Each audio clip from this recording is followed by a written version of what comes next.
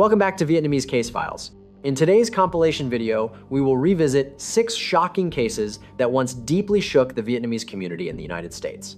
These are not just crime reports, but tragic stories that reflect the fragility of fate and the resilience of courage in a foreign land.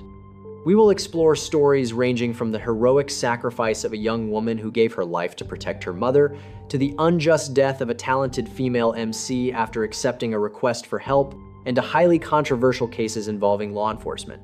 Each case is a painful fragment, sometimes driven by dark insurance fraud schemes, other times by senseless rage that claimed the lives of hardworking women.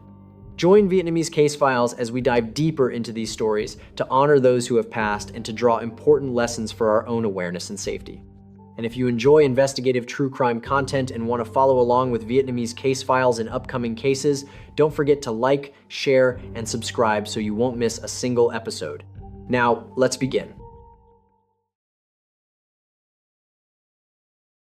On Sunday afternoon, June 27, 2010, the Fairfax County 911 Dispatch Center in Virginia received a call reporting a car accident along the roadside near the intersection of Arlington Boulevard and Williams Drive. The caller was a passing driver who became alarmed after seeing a white car in a roadside ditch. However, due to personal commitments, the driver could not stay to assist with the investigation and only reported the location before continuing on. A few minutes later, emergency responders were dispatched to the scene. At first, everyone believed it was simply a traffic accident. Upon arrival, they discovered a white Toyota Scion overturned in a shallow roadside ditch along Arlington Boulevard. A group of police officers and paramedics approached the vehicle in case the person inside needed immediate assistance. However, the scene inside left them stunned. Sitting in the driver's seat was a young woman who had already died. Her body was covered in multiple bloody wounds that did not resemble injuries from a traffic accident. The scene was immediately secured for a deeper investigation. The vehicle lay overturned in a shallow roadside ditch near the highway, its windshield shattered. Inside the car, the victim's body slumped over in the driver's seat while still wearing a seatbelt. A preliminary examination revealed several deep wounds to her chest and neck. Blood soaked the seat and stained the interior of the small vehicle, creating a haunting scene even for experienced officers. A large kitchen knife covered in blood was found on the floor of the car, further reinforcing the conclusion that it was the murder weapon. There were no signs of struggle outside the vehicle and no footprints from any suspect nearby. It appeared that the entire attack had taken place inside the closed car. From the very beginning, investigators had a strong feeling that the incident was not the result of an ordinary conflict. The large number of wounds suggested that the attacker had acted in a state of frenzy or extreme rage. There were also no signs of robbery at the scene. Professional instinct told the police that they were dealing with an extremely brutal and seemingly senseless murder. The forensic and crime scene teams continued working tirelessly to collect as many clues as possible. They lifted fingerprint samples from the knife handle and various surfaces inside the vehicle, collected blood samples for DNA testing, and carefully photographed every detail inside the blood-soaked cabin of the car. Every effort was made to gradually lift the fog surrounding this mysterious case. The vehicle registration and documents inside the car quickly helped police confirm that the victim was Vanessa Vivian Pham, 19 years old, a resident of Falls Church, Virginia. Officers soon contacted Vanessa's family to deliver the tragic news. From that moment, the portrait of the unfortunate young woman slowly came into focus.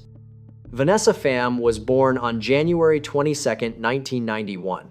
She was a Vietnamese-American young woman who grew up in an immigrant family. Her mother, Julie Pham, had raised Vanessa alone in the United States. The family was not financially well off. Julie had to work 2 jobs to make ends meet, but she always devoted herself to supporting her daughter's education. In return, Vanessa became her mother's pride. She graduated with honors from James Madison High School in 2009 and later earned admission to study fashion design at the Savannah College of Art and Design, SCAD, in Georgia. This had been Vanessa's dream, as she loved art and painting and possessed the refined aesthetic sense of a future fashion designer. At the time of the incident, Vanessa had just completed her first year of college and had returned home for summer break. To her family and friends, Vanessa Pham was known as a compassionate, energetic, and creative young woman. Her friends remembered her for her constant smile and optimistic spirit. Sadly, those memories would now remain only in the hearts of the people who loved her. The tragic loss of such a promising young woman, someone who had overcome hardship with determination, placed significant pressure on the police to quickly bring the killer to justice. As a result, the Fairfax County Police Department assigned its homicide investigation unit to the case. After reviewing the victims' relationships, investigators concluded that Vanessa did not appear to know anyone who might have committed the crime, suggesting the possibility of a random attack. This forced the police to consider the worst-case scenario that a dangerous stranger was still at large within the community. Investigators then focused closely on analyzing the evidence found in Vanessa's car. The blood-stained knife discovered on the floor of the vehicle was sent for fingerprint and DNA analysis. Technicians found fingerprints on the knife handle belonging both to the victim and to an unidentified individual. On several other surfaces inside the vehicle, such as the inner side of the passenger door, additional unfamiliar fingerprints were discovered. This strongly suggested that a second person had almost certainly been inside the car at the time of the murder. Furthermore, the blood samples collected were also analyzed to determine whether any DNA present did not belong to the victim. All of this data was entered into the national database system for comparison. However, at the early stage, there were no matching results, suggesting that the perpetrator might never have been recorded in a criminal database before. Police could only patiently wait for results from the state laboratory, hoping that DNA or fingerprints would soon provide a lead. Meanwhile, investigators launched several parallel lines of inquiry to reconstruct the victim's movements on the day of the tragedy. The first clue came from the family. Relatives said that Vanessa had stopped by Fairfax Plaza Shopping Center on the day of the murder. Police immediately requested access to the area's CCTV recordings. Fortunately, although there was no camera directly recording the parking lot itself, investigators managed to piece together a composite sequence from multiple cameras showing the movements of the victim's vehicle shortly before the murder. At around 3 in the afternoon, Vanessa's white Scion turned into the parking lot of Fairfax Plaza on Gallows Road. She parked the car and entered JD Nail Salon alone at approximately 3:05 to 3:10 to get some beauty treatment. Staff at the salon confirmed that Vanessa had her eyebrows groomed and left the shop after only about 10 to 15 minutes. At 3:24 in the afternoon, cameras recorded the white Scion leaving the parking lot and merging into traffic on Gallows Road. Notably, the footage showed that Vanessa's car hesitated for quite some time before turning right out of the parking lot. She had as many as 3 opportunities to merge into traffic, but hesitated each time before finally entering the main road. It appeared that something inside the vehicle may have distracted or unsettled her. Friends of Vanessa in a Facebook memorial group later watched the video and suggested a theory that a stranger might have been inside the car with her at that moment, possibly making her nervous and causing the hesitation. Police also considered this possibility. It was very likely that shortly after leaving the salon, Vanessa encountered someone and allowed them into her car, and that person later became the killer. Unfortunately, the camera footage was taken from too far away to clearly see inside the vehicle, making it impossible to determine the appearance of anyone in the passenger seat. Because of this, police decided to release the video to the public and appeal for witnesses.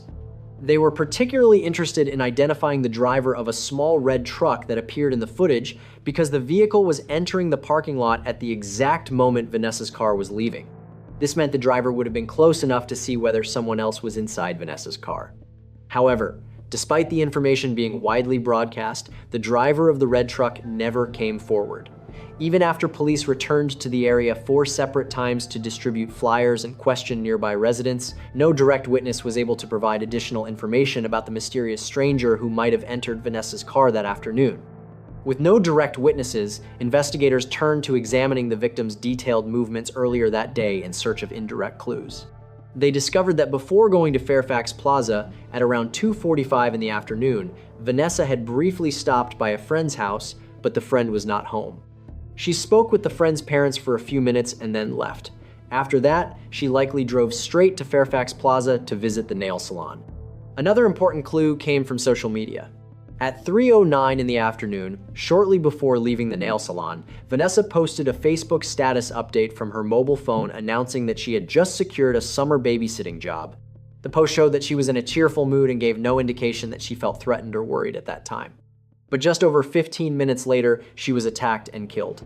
This further confirmed that everything happened suddenly on the road, and the perpetrator must have appeared during the brief window after 3:24 in the afternoon. At the same time, police also considered the possibility that the attack had been planned in advance. They invited a criminal behavioral analyst to review the crime scene and develop a profile of the suspect. The expert proposed a bold theory that the perpetrator might have been a woman who knew the victim. He reasoned that a physically strong man would not normally need to stab the victim so many times unless driven by intense emotional agitation. According to his analysis, the dozens of stab wounds suggested personal hatred or jealousy. This pattern seemed more consistent with a female perpetrator harboring a personal grievance rather than a random serial attacker. The expert even speculated that the killer might have attended Vanessa's funeral, pretending to mourn in order to conceal the crime. However, Vanessa's family was skeptical of this theory and told the media that none of Vanessa's friends seemed suspicious enough to fit such a profile. Moreover, it was difficult to imagine someone secretly following her to the nail salon without being noticed, especially since Vanessa had not told anyone about her plan to go there that afternoon. Eventually, this theory was gradually dismissed due to a lack of supporting evidence. The investigation returned to the central possibility that a random stranger had entered Vanessa's car. At that point, all hope rested on the forensic results. More than 2 years passed, and although the case remained open, it gradually went cold.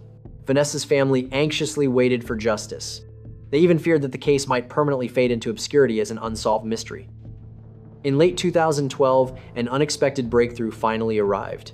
The APHIS fingerprint database reported a match with the unidentified fingerprints collected from inside Vanessa's car.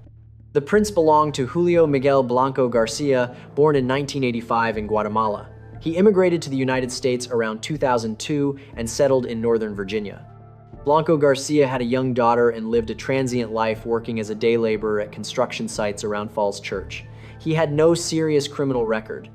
However, several months earlier, Blanco Garcia had been arrested for a minor offense after stealing 2 bottles of champagne from a supermarket, which resulted in his fingerprints being taken and entered into the system.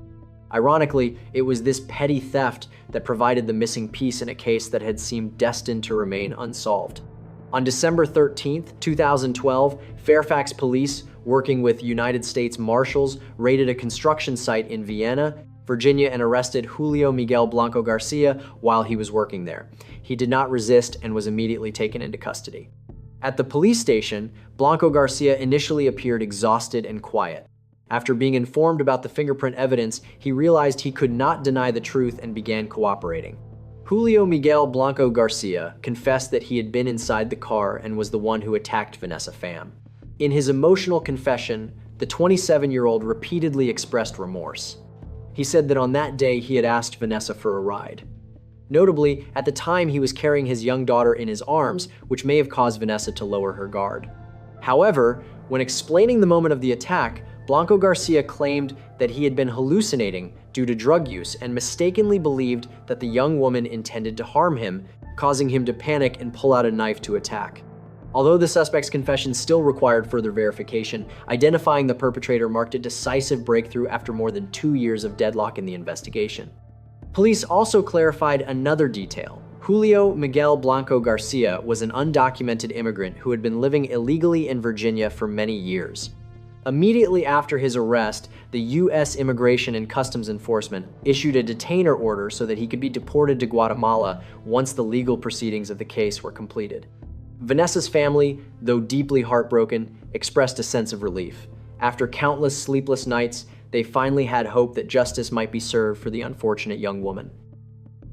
Based on the collected evidence and the confession from the perpetrator, police were able to reconstruct the entire sequence of events. On June 27, 2010, it was a hot summer day. Blanco Garcia woke up feeling physically unwell after using phencyclidine, a hallucinogenic drug. He was taking care of his 1-year-old daughter and felt increasingly ill. In a confused and anxious state, Julio carried the baby while wandering around looking for help. He eventually arrived at Fairfax Plaza, a commercial area where a pharmacy and hospital were located not far away. At around a little after 3 in the afternoon, Julio Blanco Garcia saw a young Asian woman leaving a nail salon alone and heading toward the parking lot. Holding his small daughter in his arms, he approached her with a worried expression and asked for help. According to his later statement, he told Vanessa that his daughter was sick and asked if she could give them a ride to a nearby hospital. Out of kindness, Vanessa agreed without hesitation. She opened the car door and allowed the stranger and the baby to sit in the passenger seat. Security cameras later captured the moment the Scion left the parking lot at around 3:24 in the afternoon. No one was present to hear what they talked about inside the car, but it is likely that Vanessa asked which hospital they intended to go to and then drove into traffic along Arlington Boulevard toward Inova Fairfax Hospital nearby. The vehicle moved normally for the first few minutes. However, at one intersection, instead of turning left toward the hospital, Vanessa accidentally drove straight ahead. That unintentional mistake led to tragedy. At that moment, Blanco Garcia's mind was already clouded by the effects of drugs, and he began to develop paranoid thoughts that the young woman had bad intentions. In his distorted perception, he believed Vanessa was trying to do something to harm him or take him to a police station. The fear of being arrested as an undocumented immigrant intensified his panic. Blanco Garcia's next reaction was extremely violent. He decided to strike first in what he believed was self-defense. He quickly opened his backpack and pulled out a knife about 20 centimeters long. Before Vanessa even understood what was happening, the man pressed the knife against her. On the quiet road, a life-and-death struggle erupted inside the moving vehicle. Vanessa panicked, and the car began to swerve. She screamed in terror, trying to keep control of the steering wheel while defending herself from the attacker. Blanco Garcia, in a state of frenzy, slashed wildly at the young woman. Vanessa cried out in pain but still struggled with the attacker, attempting to seize the knife, which resulted in multiple defensive wounds on her hands. However, the strength of a 19-year-old girl was no match for a grown man in a violent frenzy. Eventually, Vanessa became exhausted and lost control of the steering wheel as her body collapsed. The Scion veered off the road, crashed into a ditch, and overturned near the intersection of Route 50 and Williams Drive. Inside the vehicle, Vanessa Pham lay motionless, blood covering her body. Julio Miguel Blanco Garcia suffered only minor injuries from the crash, but remained conscious enough to think about escaping.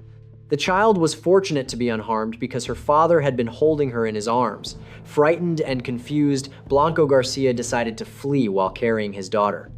In his panic, he left the murder weapon inside the car. The entire sequence of events unfolded in less than 10 minutes. A short time later, passing drivers noticed the crashed vehicle and called for help, but the killer had already vanished in broad daylight. After fleeing, Julio Miguel Blanco Garcia returned home with his daughter in a daze. He changed his blood-stained clothes and tried to wash away the evidence. When the media began reporting on the incident, Julio immediately realized the gravity of what he had done. He feared being caught, yet he was also haunted by the fact that he had killed a kind-hearted person.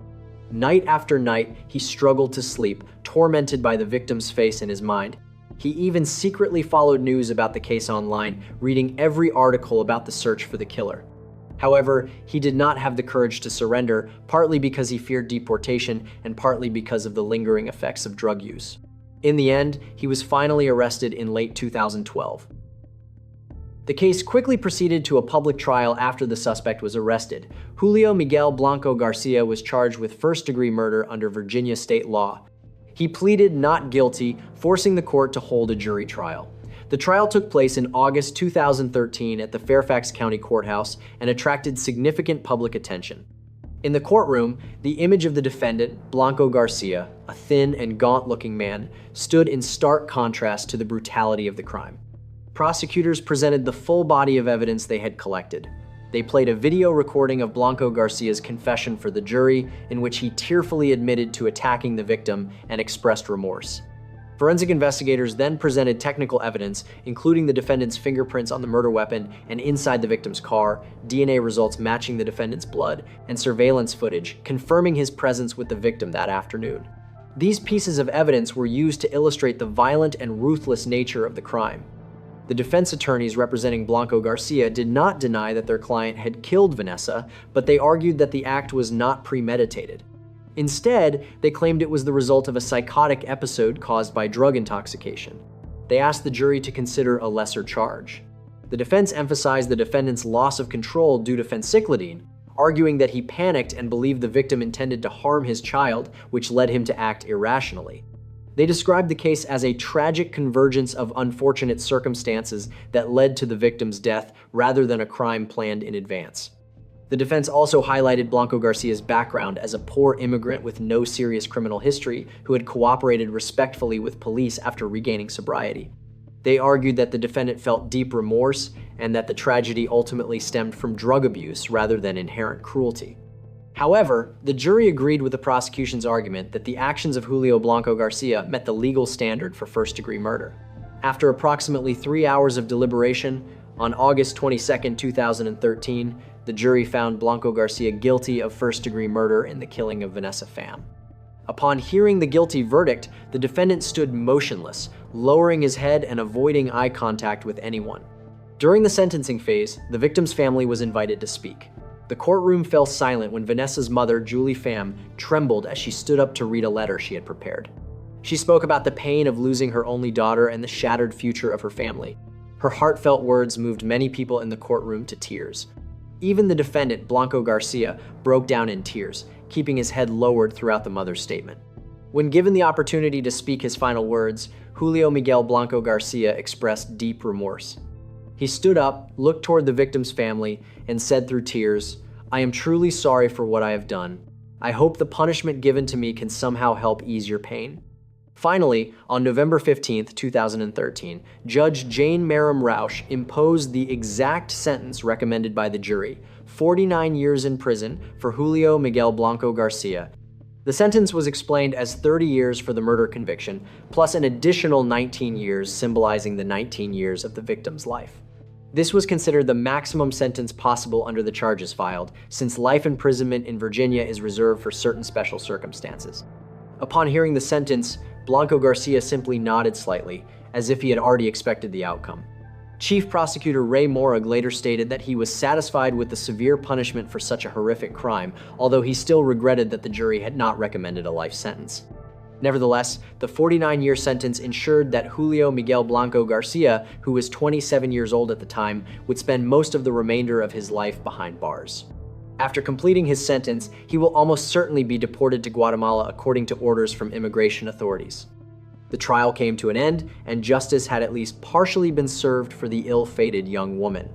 As she left the courthouse, Vanessa Pham's mother said through tears that she would never forgive the man who had taken her daughter's life, but she also refused to let hatred consume her. Instead, she vowed to live her life doing good deeds in memory of her kind-hearted child. As for Julio Miguel Blanco Garcia, he was escorted back to prison. He later sent a message saying that he would spend his years behind bars reflecting on his actions and seeking redemption, hoping that one day Vanessa's spirit might forgive him. Whether that will ever happen, however, is something only time and his own conscience can answer. On the afternoon of September 16th, a friend of Cindy Nguyen, a well-known Vietnamese-American radio host, received a call from her. During the call, Cindy said she was shopping at the Plant Shopping Center, but her car battery had died and she needed help. However, just 5 minutes later, Cindy called again and told her friend not to come anymore because a Hispanic man had approached and offered to help her. Hearing that, the friend felt reassured and ended the call without asking further questions. But that evening, Cindy never returned home, and her phone became unreachable. This was highly unusual, as she had never once been late picking up her children after school and was always attentive to her family. Growing increasingly worried, her family decided to report her missing to the police. Faced with such a strange situation, investigators decided to begin at the location of Cindy's final phone call, the parking lot of the Plant Shopping Center. However, the area appeared almost empty. There were no obvious signs of a struggle, and no witnesses reported anything unusual. Yet, after searching the area for a while, police discovered something unexpected evidence linked to another case. It was a black Nissan 300ZX abandoned nearby, a vehicle that had been reported stolen 9 days earlier, now suddenly appearing at the same location. By checking surveillance footage from a nearby gas station, investigators obtained images of a man around 33 years old, of Hispanic descent, with a thin mustache and a stocky build, driving the Nissan around the time Cindy disappeared. The investigators' instincts told them that this man was likely the person who had approached Cindy Nguyen. When they compared the image with the criminal database, police quickly identified him as Paul Ray Castillo, a parolee with an extensive history of violent offenses. Just hours earlier, he had already fired a gun at a random man at a gas station. Could this man be connected to Cindy's mysterious disappearance? To answer that question, police used every investigative method available to track the location of Cindy's vehicle. Eventually, a patrol unit spotted a suspicious Lexus driving near the King and Mabry apartment complex in northeast San Jose. Officers immediately activated their sirens and ordered the driver to stop. Instead, the suspect recklessly accelerated and drove straight toward the police, forcing them to open fire.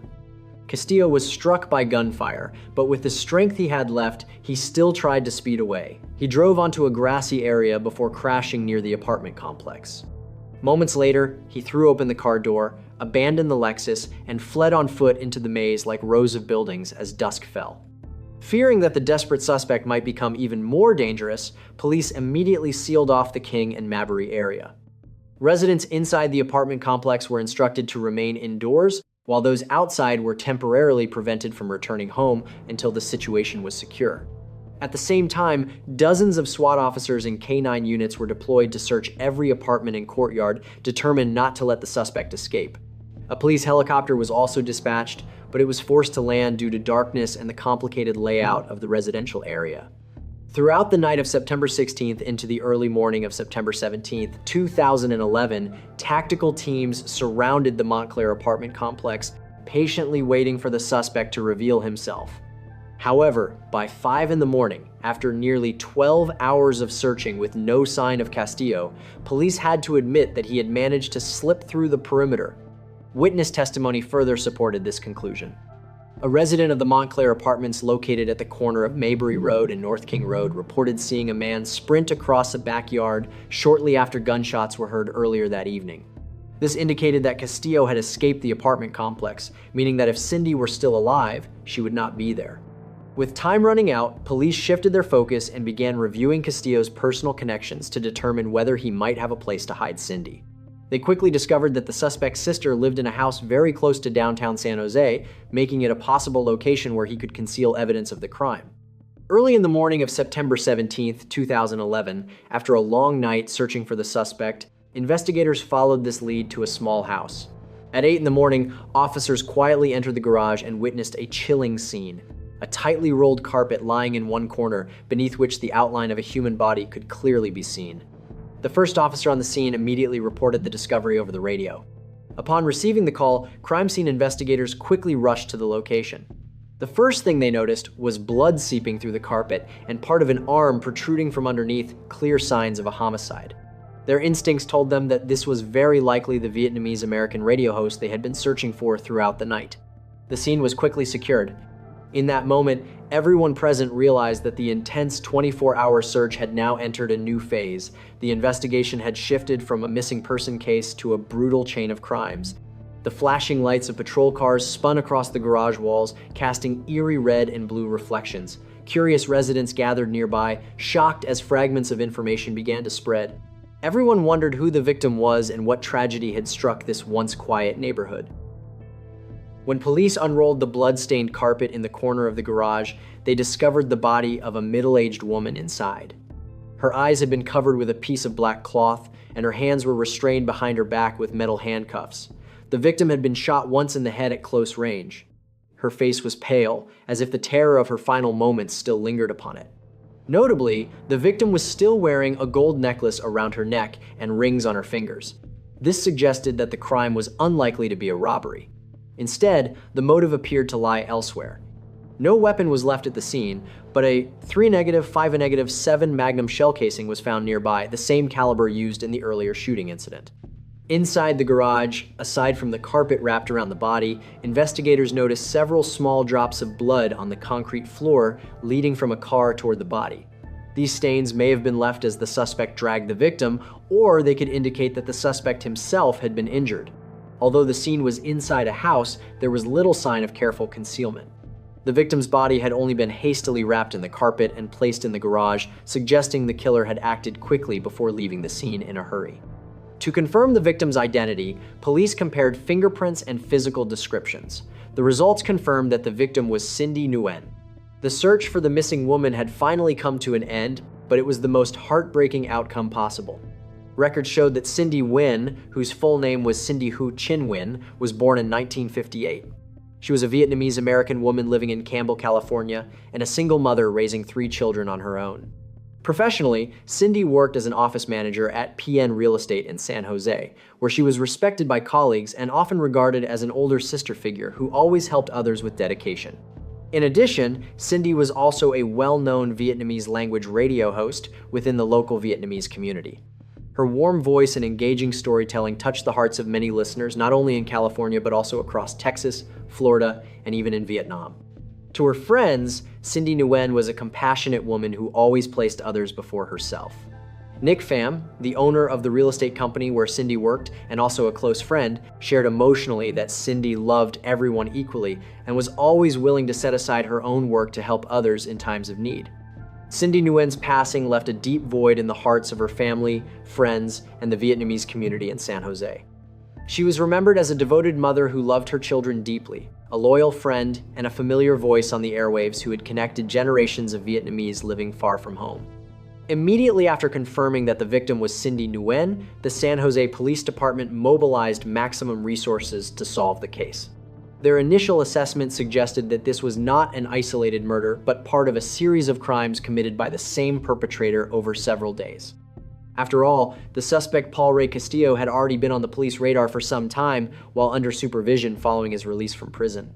Castillo's criminal record was chilling: domestic violence, carjacking, and drug possession. Altogether, it painted the portrait of an extremely dangerous individual with a strong tendency toward violence. This explains why the situation escalated so quickly and severely, and it also showed that Castillo was willing to act recklessly when cornered.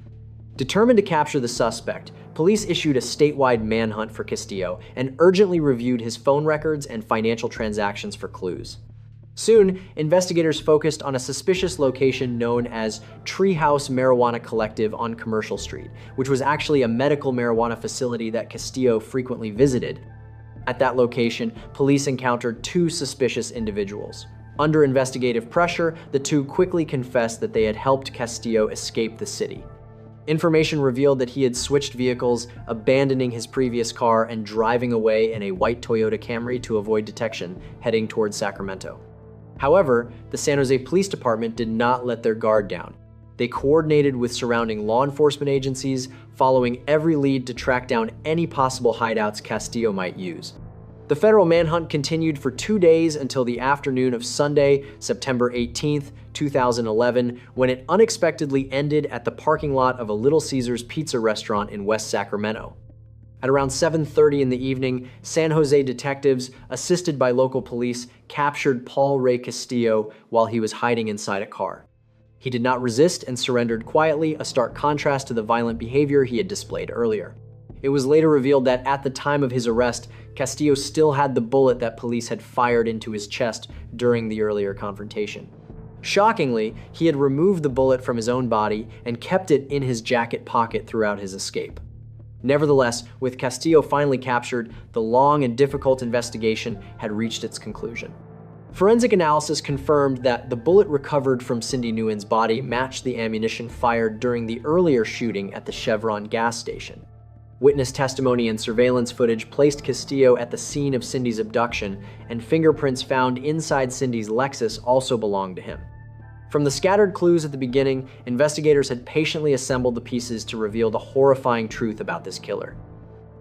But who exactly was Castillo, and what crimes had he committed before targeting radio host Cindy Nguyen?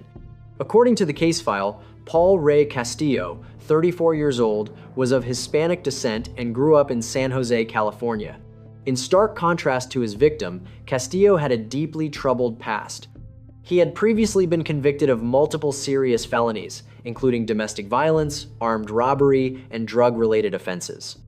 As a result, Castillo had spent many years in prison and had only recently been released on parole before committing this murder. Being on parole meant he was constantly under supervision, and he feared being sent back to prison because if he reoffended, he could face a very severe sentence, possibly even life imprisonment under California's three strikes law.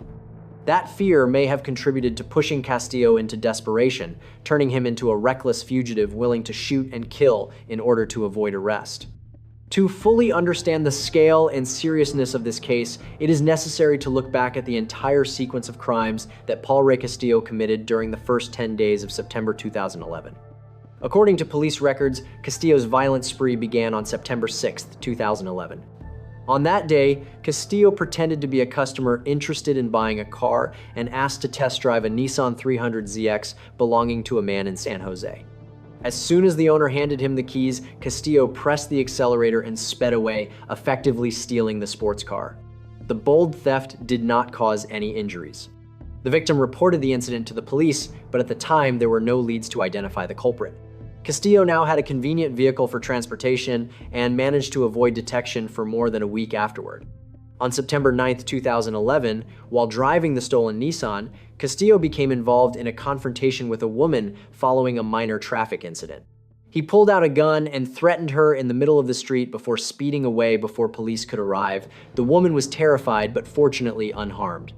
On September 12, 2011, Castillo broke into another man's car, possibly intending to steal the vehicle or valuables inside. When the owner discovered him, Castillo quickly started the Nissan and drove straight toward the victim, nearly running him over. Fortunately, the man managed to escape at the last second while Castillo fled the scene once again. Despite these reckless incidents occurring in succession, police had not yet realized they were dealing with the same perpetrator. Then, on September 14, 2011, at a shopping center, Castillo pointed a gun at another man in an apparent robbery attempt. It remains unclear whether he managed to take anything from the victim. It appeared he urgently needed money, but these small-scale robberies did not satisfy his objective.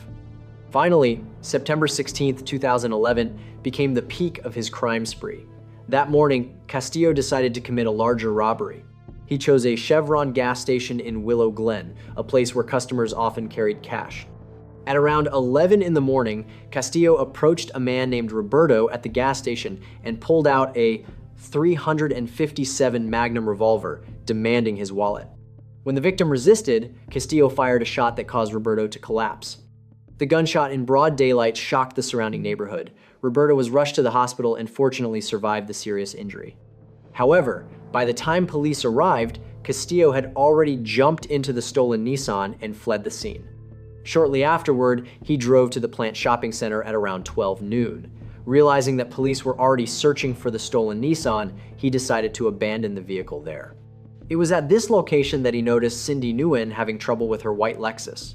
Seeing her as an easy target, Castillo pretended to offer assistance before suddenly attacking, stealing her car, and abducting her. He left the plant with his hostage and drove directly to his sister's house on North 12th Street. Inside the garage, Castillo brutally murdered Cindy Nguyen with a single gunshot to the head at approximately 1:45 in the afternoon. He wrapped her body in a carpet and concealed it, then stole her wallet and cell phone. Afterward, Castillo drove the Lexus away and spent about 6 hours moving around the area while trying to evade capture. Later that evening, at around 6 o'clock, while Castillo was driving around searching for a place to hide, police tracked the vehicle's signal and located him near the Montclair apartment complex. A brief confrontation followed. Castillo recklessly drove his car toward the officers, and police fired back, striking him in the chest. Despite being wounded, he continued driving until he crashed near the apartment complex. He then abandoned the vehicle and escaped on foot. Throughout the evening and night of September 16th, police surrounded the entire Montclair area, but Castillo managed to escape. It is believed that during the night he either treated his own wound or received help from accomplices. On September 17, 2011, police discovered Cindy Nguyen's body at Castillo's sister's home. At the same time, Castillo had already been transported out of San Jose by accomplices. Investigators immediately expanded the manhunt across multiple counties and issued a nationwide alert. Authorities released details about Castillo, a Hispanic male, 33 years old, about 1.75 meters tall, weighing approximately 95 kilograms, with a mustache, armed and extremely dangerous, along with a public warning urging anyone who saw him to immediately call 911. On September 18, 2011, thanks to intelligence leads and federal cooperation, San Jose police traced Castillo to West Sacramento, a location about 2 hours from the original crime scene. At around 7:30 in the evening, in the parking lot of a pizza restaurant, tactical officers suddenly moved in and subdued Castillo while he was sitting inside a car. This time, he was completely exhausted and surrendered without resistance. The intense 48-hour manhunt finally came to an end with the capture of the suspect. Looking back at the sequence of crimes, it is clear how Castillo's behavior escalated over time, beginning with vehicle theft, then progressing to increasingly severe acts of violence, threatening people with a gun, shooting victims, and ultimately committing murder. His continuous crimes reflected a highly unstable and reckless state of mind. Experts believe that on September 16th, Castillo may have been in a heightened state of panic and agitation. For example, the shooting at the gas station may have been driven by stress, an urgent need for money, or an attempt to obtain another vehicle. When the victim resisted, he fired without hesitation, demonstrating a violent disregard for human life. Later, when he noticed Cindy Nguyen's car, he immediately seized the opportunity, showing an extremely cold and calculated mindset. At the moment he pulled the trigger, Castillo may have felt nothing except a single objective: eliminating an obstacle in his attempt to escape. After his arrest, Castillo appeared mentally unstable. At his first court appearance on September 21, 2011, he appeared with red eyes and broke down crying uncontrollably in front of the judge. The public and the media were surprised to see a man who had earlier fired a gun so coldly now collapse emotionally and appear so fragile. Castillo's defense attorney, Kenneth Mandel, stated that his client showed signs of mental disorder and was being held under suicide watch in jail, with checks conducted every 15 minutes. However, many people believe that Castillo's tears in court were merely crocodile tears, a late attempt to show remorse in order to receive a lighter sentence. After all, during the 10-day crime spree from September 6th to September 16th, 2011, he had shown no hesitation or sympathy. He stole cars, shot at strangers, brutally murdered an innocent woman, and even attempted to remove the bullet from his own body in order to evade capture. Nevertheless, some questions remain about his underlying motives. Was he driven to desperation by debts or addiction? Or did years in prison leave him with deep resentment toward society? Criminal analysts concluded that Castillo had not targeted Cindy Nguyen personally. Their encounter appeared to be entirely accidental, and the crime was committed solely to ensure his escape.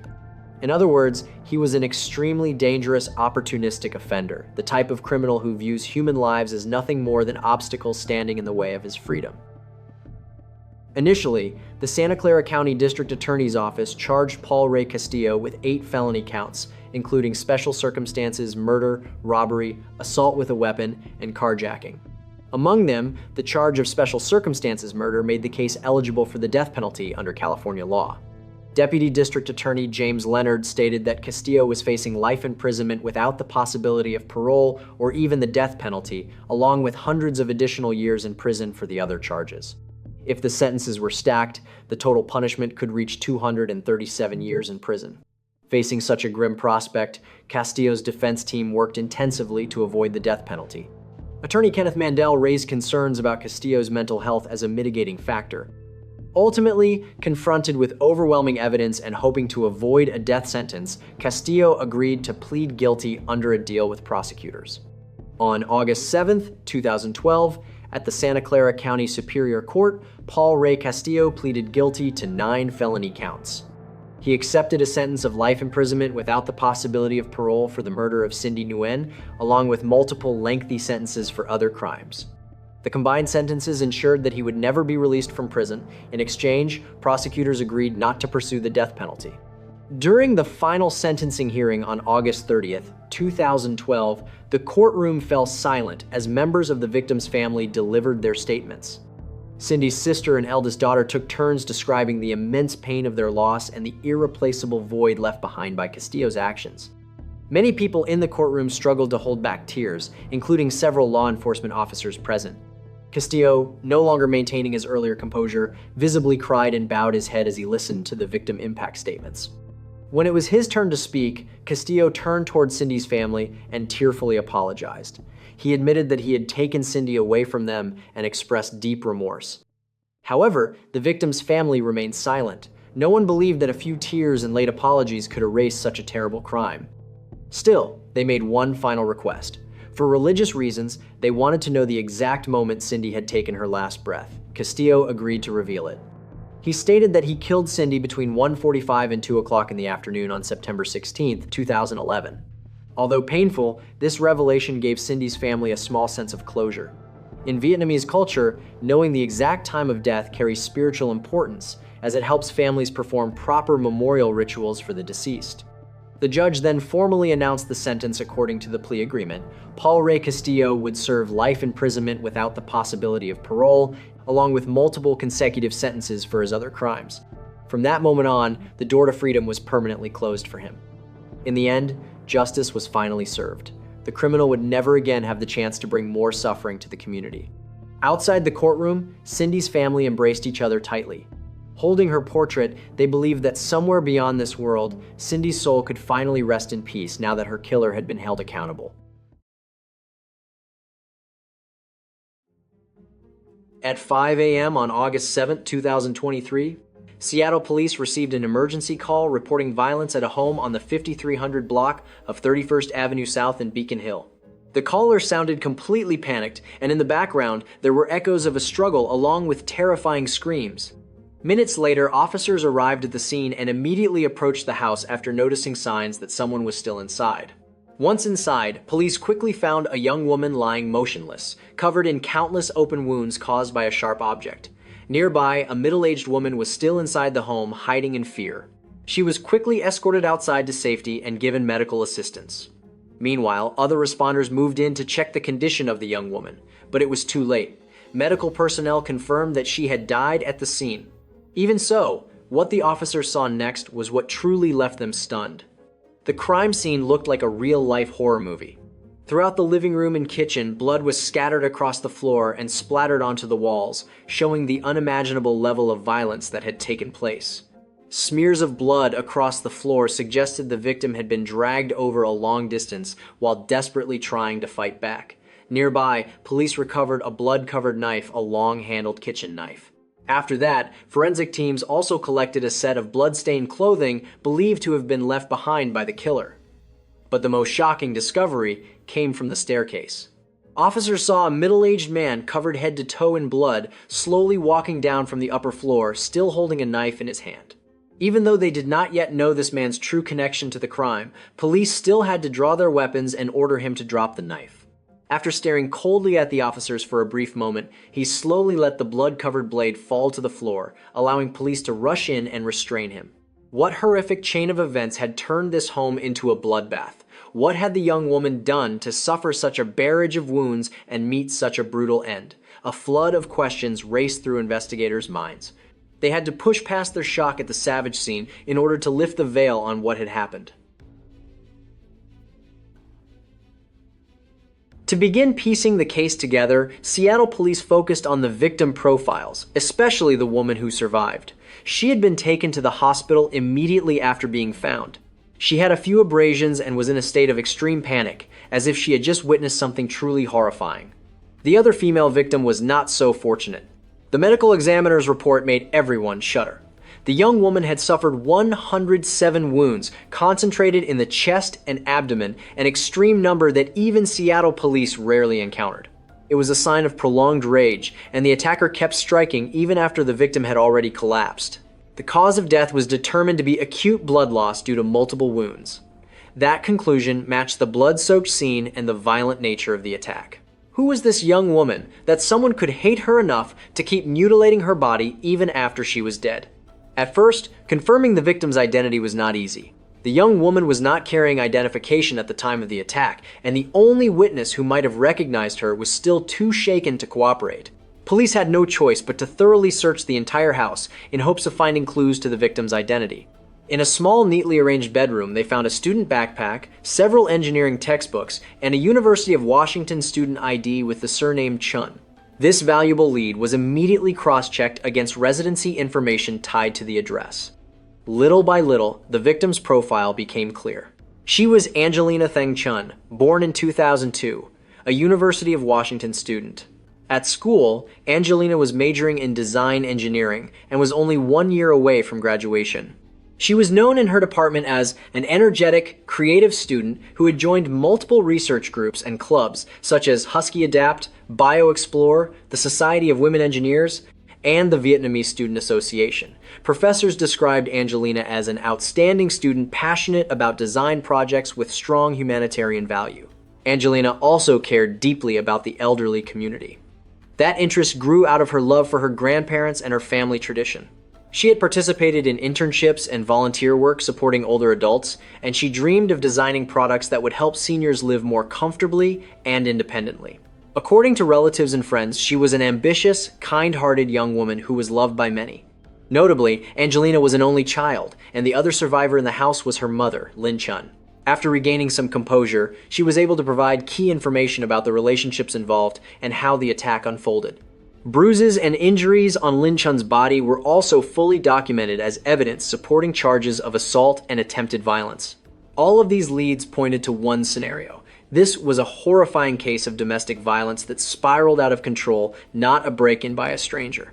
Even though Lin Chun was a crucial witness, police still needed to examine additional, more objective evidence.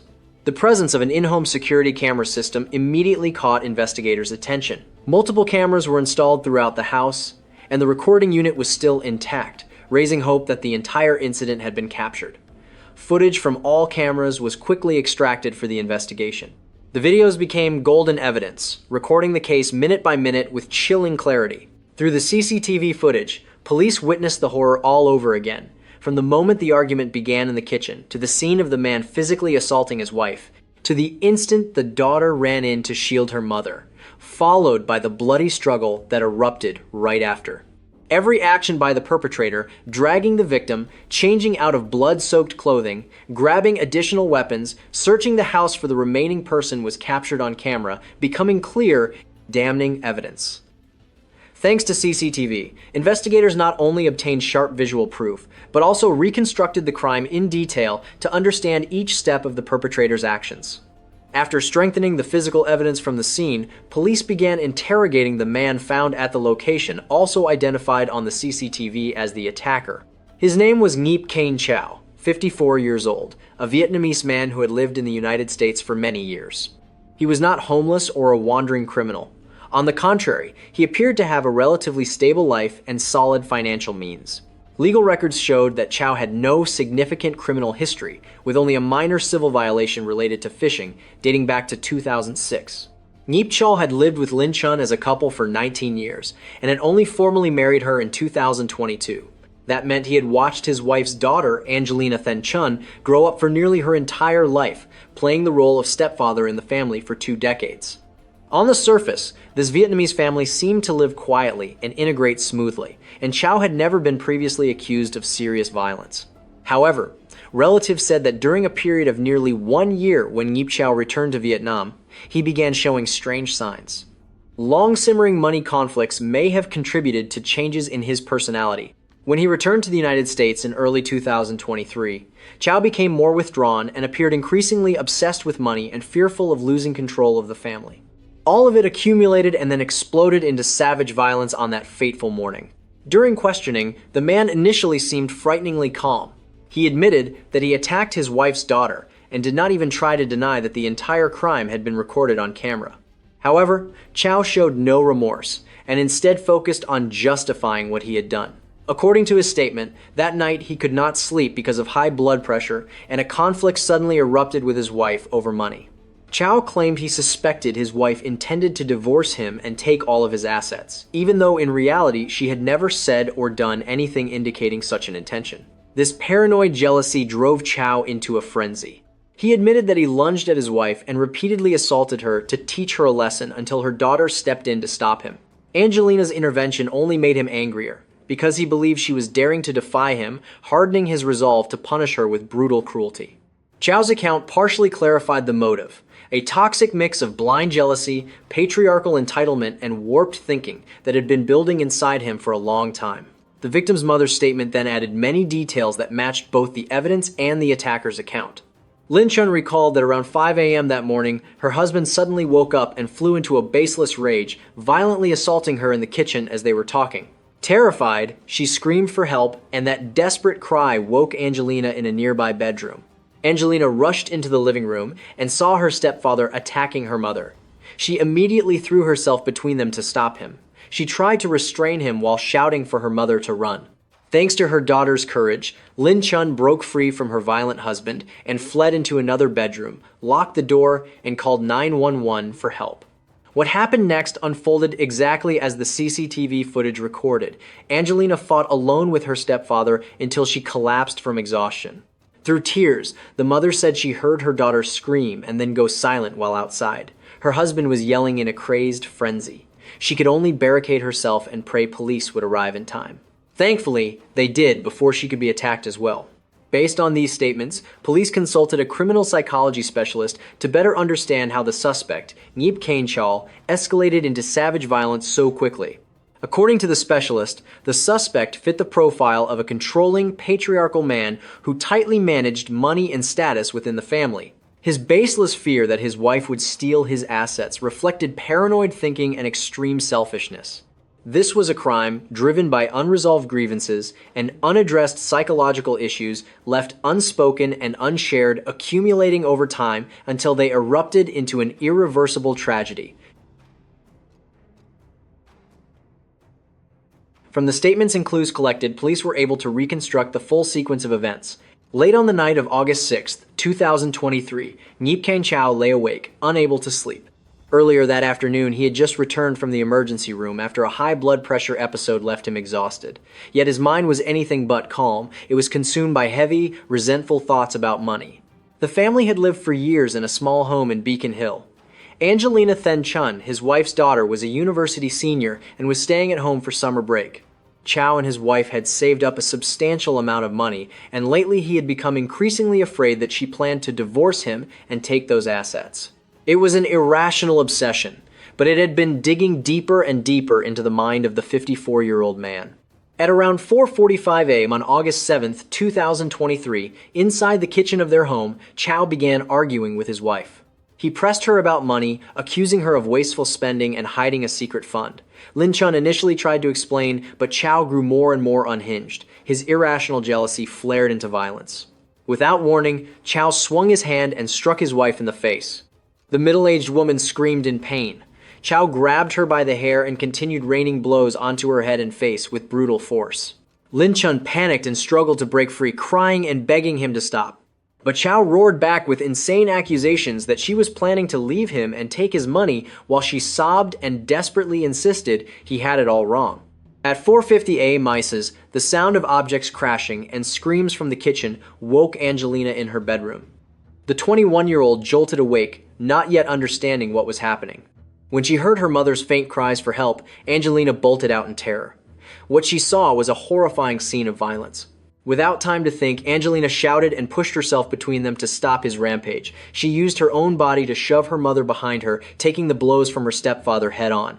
Stopped so suddenly, Chow grew even more enraged, believing his stepdaughter dared to defy him. He barked in fury and shifted his violence toward Angelina.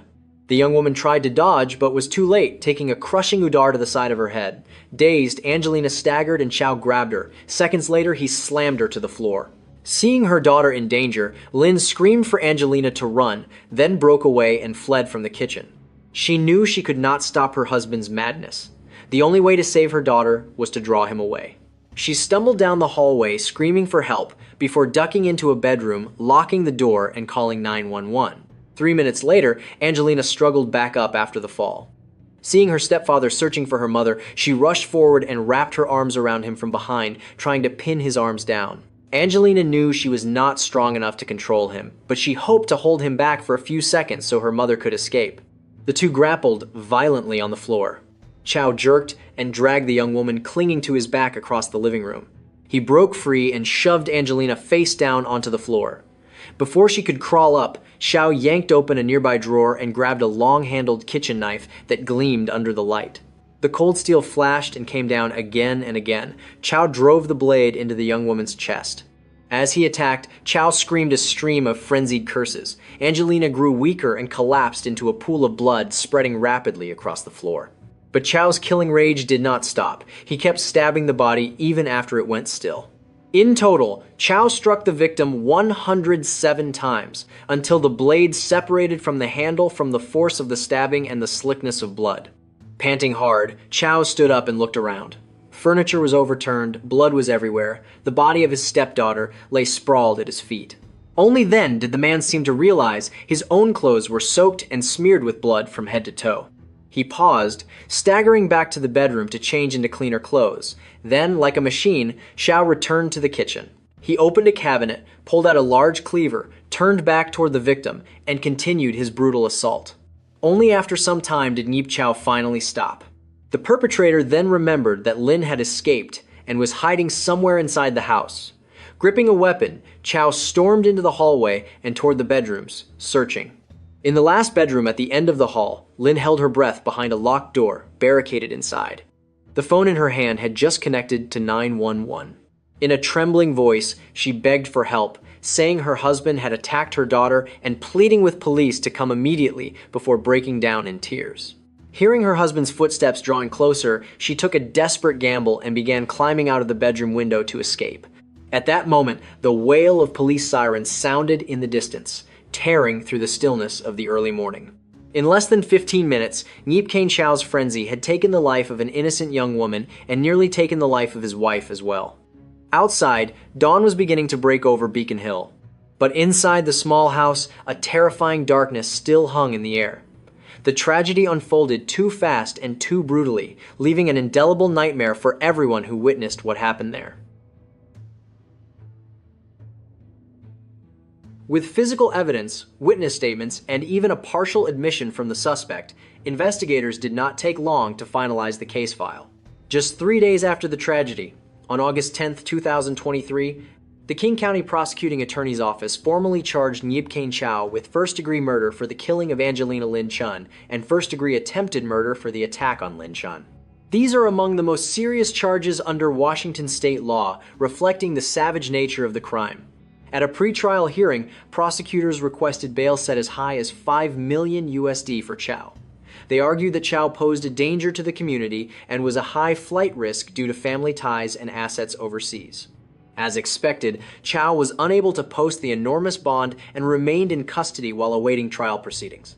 The initial arraignment was scheduled for late August 2023, but had to be postponed due to health issues involving the defendant. On September 5, 2023, Nghip Kane Chau formally appeared in court and coldly entered a plea of not guilty to all charges. His refusal to accept responsibility enraged the victim's family and the public, though it did not surprise legal observers. From that point forward, the case moved into the trial preparation phase, with an enormous volume of evidence collected by prosecutors. The King County prosecution stated it would pursue the harshest possible sentence for Nghip Chau. With the charges listed, the defendant could face a maximum sentence of life in prison without the possibility of parole. As for the defense, even though the evidence is overwhelmingly clear, the attorneys will most likely try to reduce their client's culpability by arguing mental instability or a moment of sudden emotional disturbance. However, legal experts believe Chau's chances of avoiding a harsh sentence are extremely slim, given the brutality of the crime and the devastating loss he caused. As of August 2025, the official trial for Nghip Kane Chau has still not taken place and is expected to be held in the near future. The defendant remains detained at the King County Jail, with a $5 million bail amount that no one has posted. The community continues to hope for justice for Angelina Chun, and this case is seen as a major test of the justice system's ability to handle severe domestic violence crimes. On the evening of October 12, 2015, the Northeast Kansas City neighborhood suddenly lit up with flames. At around 7:30 p.m., the 911 dispatch center received a flood of panicked calls reporting thick black smoke and fire erupting from a building in the 2600 block of Independence Avenue. Residents saw bright red flames inside a nail salon on the ground floor, quickly spreading upward to the floors above, where multiple apartments were located. Just minutes later, the first fire engines arrived on scene. As firefighters deployed hoses, their top priority was rescuing anyone trapped inside. The crew bravely climbed ladders and rescued 2 residents from a second-floor apartment, bringing them down safely before the fire swallowed the building.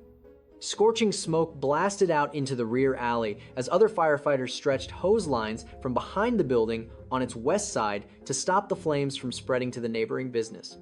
They had no idea they were standing beneath a brick wall that had been weakened by intense heat. At around 8 p.m., while everyone was still fighting the fire with everything they had, tragedy struck in an instant. The building's west brick wall suddenly collapsed completely, crashing down into the alley where firefighters were working. Rapid response teams rushed into the blinding cloud of smoke and dust, digging frantically. 4 firefighters were buried under brick debris and lost consciousness. They were pulled out in critical condition. All remaining units were ordered to withdraw into a defensive posture and focus on rescuing the injured.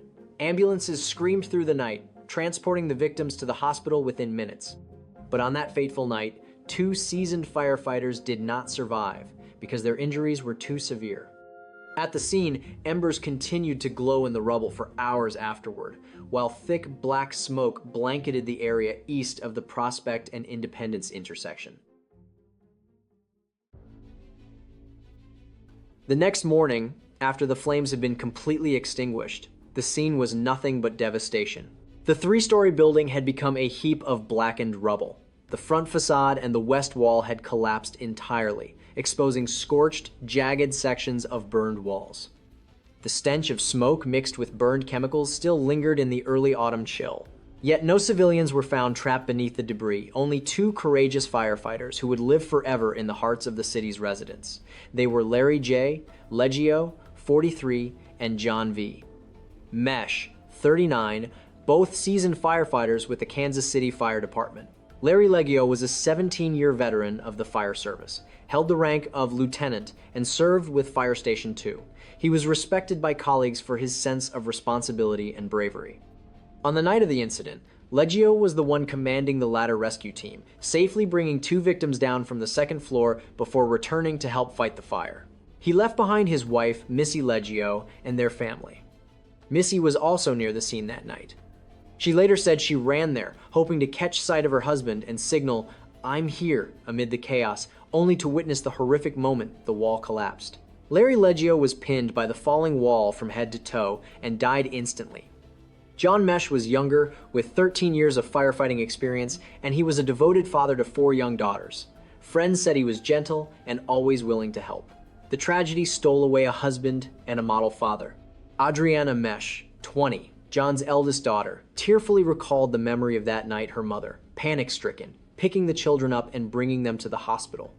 When the children arrived, they saw their father lying there with his eyes closed, his skin cold, and his legs seemingly gone beneath a white sheet. Adriana held her father tightly one last time, her heart breaking. The image of a dad who was always like a superhero, never sick, now lying motionless, left a pain the children could not overcome.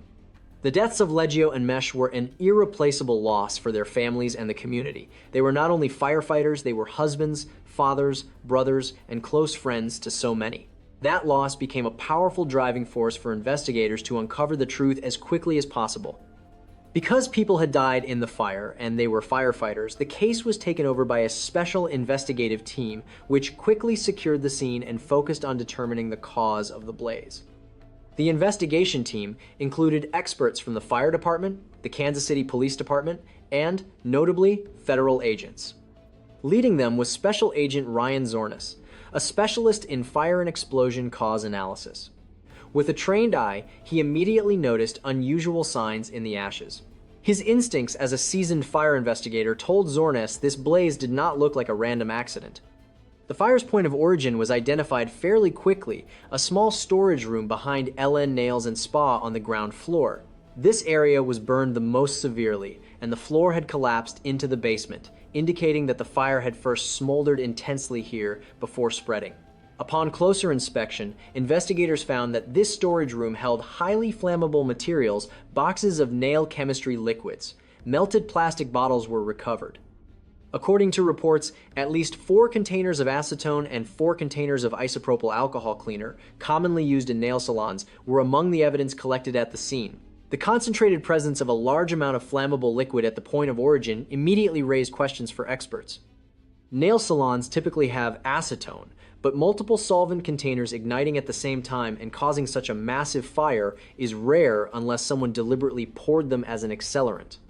Moreover, Special Agent Zornes and his colleagues noticed that the way the fire spread was also highly unusual. The flames erupted rapidly and violently in a way that seemed deliberate, swallowing the ground floor within minutes and attacking the building's structural integrity. Investigators believe that the ignition point inside a storage cabinet area with large amounts of acetone and alcohol both fueled the fire's extreme speed and also hid the main blaze from outside view. That meant that when firefighters arrived, the fire inside was already far too intense, while the exterior of the building had not yet shown the full extent of the danger, creating the deceptive impression that the situation was not as severe as it actually was. This is a tactic often seen in calculated arson cases. An arsonist chooses the location and methods so the fire grows aggressively inside before it is discovered, aiming to destroy property completely. That preliminary assessment raised a troubling suspicion. Could this fire have been intentionally set? To answer that question, they had to follow every smallest clue left in the ashes. Special Agent Ryan Zorns emphasized to his team that the scientific method required identifying the point of origin, determining the cause of the fire, and classifying it as accidental, natural, or human-caused, only then moving to a criminal investigation if there were signs of intent. They began by ruling out natural causes and the possibility of an electrical fault. Nothing indicated the fire started by chance. On the contrary, the more evidence they collected, the more they suspected arson. The first major lead was the history of L.N. Nails Spa and the identity of the last person to leave. Through witness statements from nearby residents and a review of area CCTV, police learned that the nail salon closed at around 7 to 7:15 p.m. The last person to leave was none other than Thu Hung Nguyen, the owner of the nail salon. She locked up and left, and about 10 minutes later, the fire broke out. That information caught investigators' attention. If the fire started right after the owner left, was it possible she accidentally left something behind that caused the blaze, or worse, that she intentionally set it? Thu Hung Nguyen was quickly asked to come to the police department to cooperate with the investigation. This woman is of mixed American Vietnamese heritage, born in 1972 in Vietnam. In the early 1990s, when she was 18, Hung married a Vietnamese man and moved with him to the United States, carrying a dream of a better life. But only a few years later, the marriage collapsed. Hung's husband left with their savings, leaving her alone to raise 4 sons. From then on, her life became far more difficult. Because she had no formal educational credentials, she could only take on physically demanding jobs to make a living. Like many Vietnamese immigrants, Hung learned to do nails and saved up, partnering with others to open her own shop. People who knew her described Hung as quiet, but hardworking and capable. Back in the interview room, Thu Hung Nguyen appeared cooperative, yet her statements were full of contradictions. She claimed she was only an employee and that the nail salon was in her boyfriend's name. She also said that her boyfriend helped her clean up and close the shop that evening, but investigators quickly discovered this was not true. The boyfriend she mentioned was Nat Pham, who had a clear alibi. At the time of the fire, he was at the Argosy Casino. Lying about her boyfriend's presence immediately raised suspicion that Thu Hung Nguyen was trying to hide something. While police were still weighing what to believe, Hung revealed a major slip when she admitted she had received insurance money from previous fires. That careless remark immediately alerted agents to the possibility of a series of insurance fraud incidents connected to Thu Hung. When they pulled past records, they discovered that over an 8-year period, Thu Hung Nguyen had indeed been linked to a string of suspicious incidents involving nail salons she managed. In total, 14 insurance claims had been filed and paid out to Nguyen or related parties, with payouts reaching 267 USD. Most of these incidents were catastrophic, accidents such as fires, and they all occurred at nail salons that she controlled while purchasing them under other people's names. That helped explain how Thu Nguyen could live comfortably without working constantly.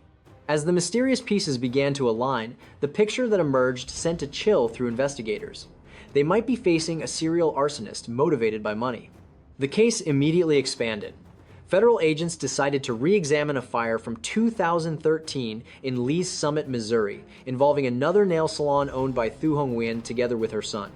Specifically, in July of 2013, Nails USA in Lee's Summit burned, and investigators at the time listed the cause as undetermined. But now, with new suspicions, an ATF agent was assigned to reinvestigate the 2013 case. They reanalyzed physical evidence and reconstructed aspects of the scene to determine whether a similar arson scenario was possible. Sure enough, the reinvestigation suggested that the fire that year was also most likely intentionally set. Even more striking was one odd detail that linked the incident to Thu Hung Nguyen as the common denominator. She was the last person to leave, and about 10 minutes later, the fire broke out. As soon as Thu Hung Nguyen was identified as the primary suspect, prosecutors and investigators began a difficult strategic battle to ensure they gathered enough solid evidence to take the case to court. The initial assessment was clear. This was an arson for insurance scheme, and it ended with people losing their lives.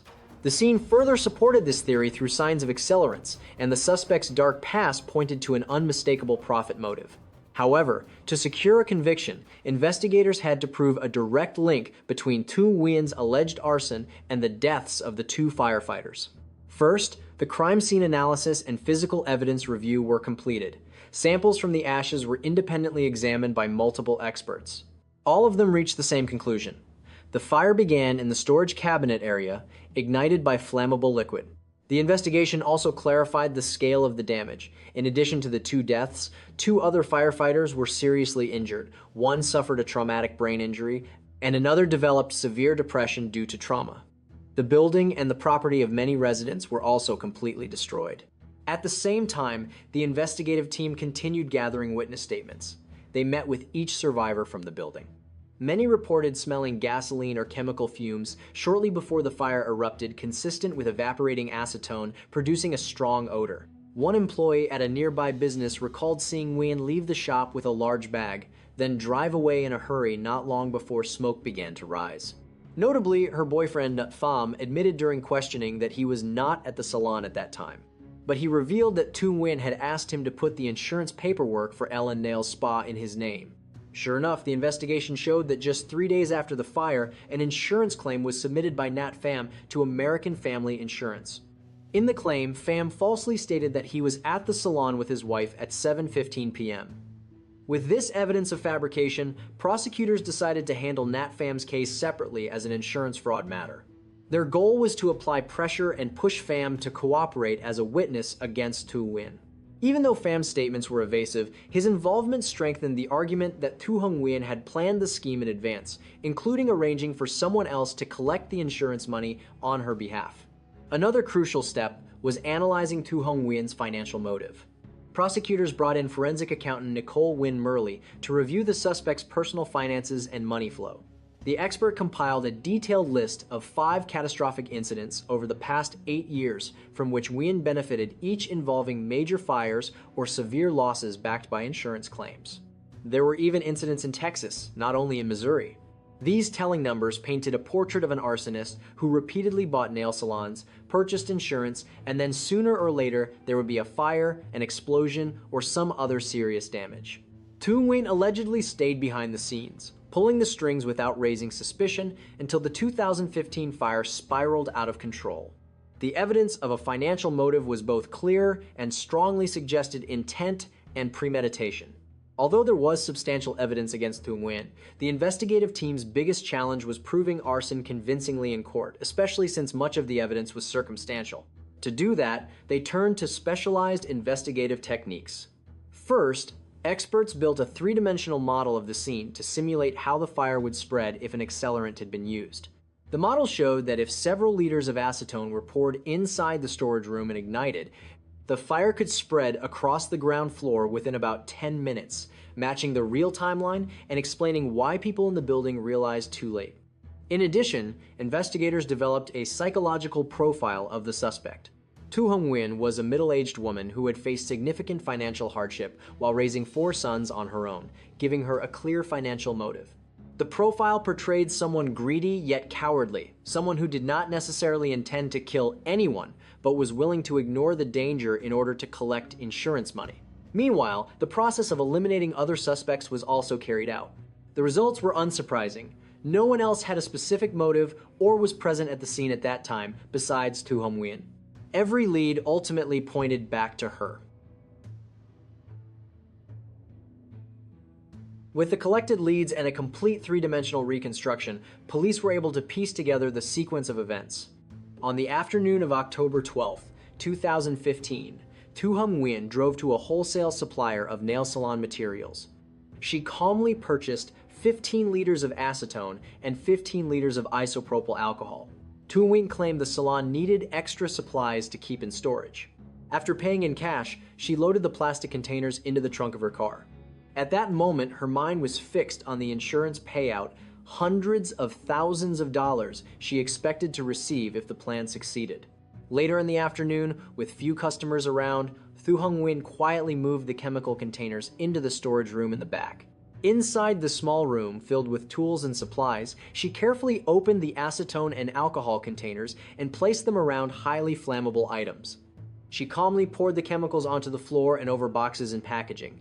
The glossy solvent soaked into wooden surfaces and pooled beneath the cabinets, creating a deadly swamp waiting for a spark. She looked around one last time to make sure everything was set for an accident. At around 7 p.m., the decisive moment arrived. As dusk settled outside, Thu Hom Nguyen carried out the final steps. She unplugged electrical devices, ventilation fans, and more so, an electrical short would not interfere with an insurance payout. Next, she checked the nail salon's front door, then returned to the storage room, lit the end of a cloth, and quickly left the room, pulling the door mostly closed behind her. The small flame caught the acetone spread across the floor and flared up around the plastic containers. In an instant, the storage room became a roaring furnace. Thu Hom Nguyen did not dare stay a second longer. She hurriedly locked the salon's back door. Then, she walked to the front, locked the nail salon's main entrance as if she had simply finished a normal workday. By then, it was around 7:15 p.m. It was fully dark and the street had little foot traffic. Thu Hom Nguyen pulled the rolling gate down and glanced inside. The fire in the storage room had not yet spread to the main counter area and everything still looked quiet. Her plan seemed perfect. The fire would smolder for a while in the closed room, giving her time to get far away, and only then would it spread and be discovered as a belated accident. As Thu Hom Nguyen's car merged into traffic, the flames in the storage room began to surge out of control. By around 7:20 p.m., inside the cramped storage area, the fire spread faster than Nguyen had expected. Within minutes, it consumed the oxygen in the room and burst out into the salon. The fire was like a wild beast unleashed, lunging at the wooden and plastic items inside the shop. The sudden heat shattered the nail salon's front glass, alerting people nearby. At around 7:27 p., several passersby and nearby residents spotted smoke and flames rising from the building and immediately called 911. Inside, the fire had already spread across the ground floor ceiling, attacking wooden materials and support posts. It also pushed into the stairwell and the open shaft, climbing straight up to the apartments above. People living on the second and third floors began to smell burning and saw smoke seeping through the cracks around their doors. They shouted warnings and fled in panic. Less than 10 minutes after ignition, the entire building was engulfed in flames. Clearly, Thu Hom Nguyen had underestimated the destructive power of the fire she had created. By 8 p.m., fire units arrived and threw everything they had into battling the blaze. They rescued several people and worked to stop the fire from spreading. The building's west wall, exposed to intense heat for too long, began to crack. The interior supports weakened as well. The incident commander recognized the danger and ordered crews to pull out of the alley at 8:05 p.m., but in the chaos, no one heard the order. Then the worst happened. The brick wall collapsed at terrifying speed. The firefighters in the alley had no time to react. They were buried beneath tens of tons of brick and debris. In that moment, Thu Hom Nguyen's insurance fraud arson scheme officially became a catastrophe that took other people's lives. What had seemed like a perfect plot went catastrophically off course. In late 2017, Thu Hom Nguyen was charged with a total of 7 counts, including 1 count of first-degree arson, 2 counts of second-degree murder, 2 counts of second-degree assault, and 1 count of causing a catastrophe as a Class A felony. In addition, another arson charge connected to the 2013 Lee's Summit case was also included in the same prosecution. The seriousness of the charges showed prosecutors' determination. If convicted on all counts, Nguyen could face a maximum sentence, totaling hundreds of years in prison. Despite the pressure of the evidence, Thu Hom Nguyen maintained her denial. She rejected any plea deal and chose to fight the case in court to the end, insisting she was innocent. The landmark trial in the Kansas City arson case began on July 16, 2018 at the Jackson County Courthouse, drawing intense public attention. Over 5 tense days, prosecutors and defense attorneys battled fiercely, revealing many dramatic details. The prosecution was led by Assistant Prosecutor Dan Nelson, along with colleagues Teresa Crayon and Dan Portnoy. They opened the trial by revisiting the horrific night of October 12th. Heartbreaking images of 2 firefighters who lost their lives left the courtroom silent. Prosecutors called it a cruel act that showed contempt for human life. One by one, they brought surviving firefighters to the stand to describe the moments before the wall collapsed, creating an overwhelming emotional impact. Next, forensic experts testified, offering scientific analysis to eliminate any reasonable doubt. Special Agent Ryan Zornes laid out, step by step, how the cause of the fire was determined to be intentional and human-made. After that, Financial expert Nicole Murley made the courtroom gasp when she revealed the figure of $267,000 in insurance payouts.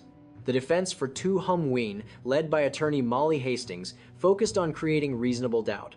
They acknowledged that the fire involved the storage room, but argued there was no direct evidence tying Nguyen to arson.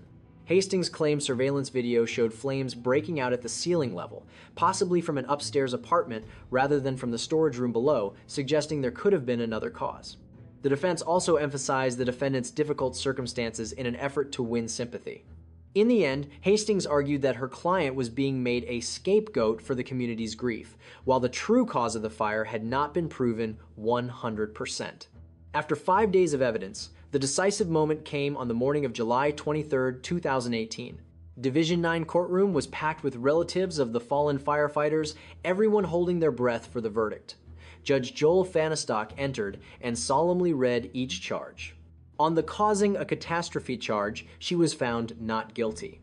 But immediately afterward, the judge found her guilty on all 6 remaining counts and imposed a combined sentence of 74 years in prison. Specifically, Tu Hum Nguyen received 30 years for first-degree arson in Kansas City and 30 years for first-degree arson in Lee's Summit to be served concurrently. Next, for the 2 murder counts, she received an additional 30 years. For the 2 assault counts, she received 2 consecutive 7-year sentences. In total, with 74 years behind bars, Tu Hum Nguyen, who was 46 at the time, was almost certain to spend the rest of her life in prison. Under Missouri law, she must serve at least 85% of the sentence for the murder convictions before becoming eligible for clemency. So even if she were granted clemency at the earliest possible time, Tu Hum Nguyen would be nearly 100 years old. When she heard the verdict, she lowered her head and said nothing. Tears streamed down her cheeks.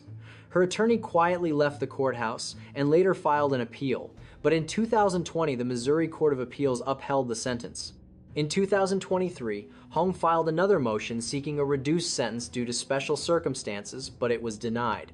Tu Hum Nguyen even sought federal review, but the 8th Circuit Court of Appeals also flatly rejected her petition in March of 2025. In other words, every legal door had closed. She would spend the rest of her life in a Missouri prison, a fitting end for a horrific crime. At around 10 a.m. on Friday, December 29, 2023, the Arlington Police Department received an urgent call. The caller, clearly panicked, reported witnessing a horrifying scene in the parking lot outside a Vietnamese pho restaurant. A woman was violently struggling with a man. However, the call suddenly disconnected when the witness saw the man abruptly jump into a car and speed away, leaving the woman lying motionless on the ground. Fearing the worst, Arlington police arrived at the scene just minutes later. The location was a small shopping center along the 6,500 block of New York Avenue. Upon arrival, officers found a middle-aged woman lying unconscious beside the parking area. People nearby did not yet understand what had happened. A few employees from neighboring shops began gathering at a distance, pointing toward the scene with shocked and fearful expressions. A closer examination revealed that the woman had stopped breathing. She lay on her back on the ground next to her car, with the vehicle door still wide open. The victim appeared to be an Asian woman in her 50s, dressed in ordinary clothing as if she had been on her way to work. Her head had suffered severe trauma, and blood had soaked through her hair. There were faint tire marks on her body. On the concrete pavement nearby were scratches, drag marks of blood, and black rubber streaks suggesting a violent impact. From these details, police immediately suspected that the victim may have been run over by a vehicle. Several belongings were scattered around the scene, including a set of keys, a few loose bills that had fallen from a wallet, and a cracked cell phone lying several meters away. However, the victim's handbag was missing, with only the strap left behind nearby. This detail immediately led investigators to suspect that the incident might have been a robbery that escalated into murder. A quick search of the victim revealed that a fairly large amount of cash was still inside her coat pocket. This raised several questions. Had she just withdrawn money from a bank? Or was she planning to deposit it somewhere? Whatever the reason, the fact that the robber left behind the cash on her person suggested that he acted in great haste and likely only managed to grab the handbag before fleeing the scene. The rapid response team immediately secured the crime scene to search for additional evidence. Looking at the victim's face, anyone could imagine that she was a kind woman working hard to earn a living. She had lost her life, yet the identity of the invisible killer and the reason he chose her as a target remained a mystery. The crime scene was the parking lot in front of Pho So Nam Vietnamese restaurant, located in a small row of shops along New York Avenue. That morning, the restaurant had not yet opened for business. Several chairs outside were still damp with the early morning dew, and the glass doors reflected the glow of neon lights that had not yet been completely turned off. While forensic technicians collected tire marks and shoe prints at the scene, detectives spread out to question people nearby. The only direct witness reported seeing, from a distance, a tall man struggling with the victim before jumping into a car and speeding away.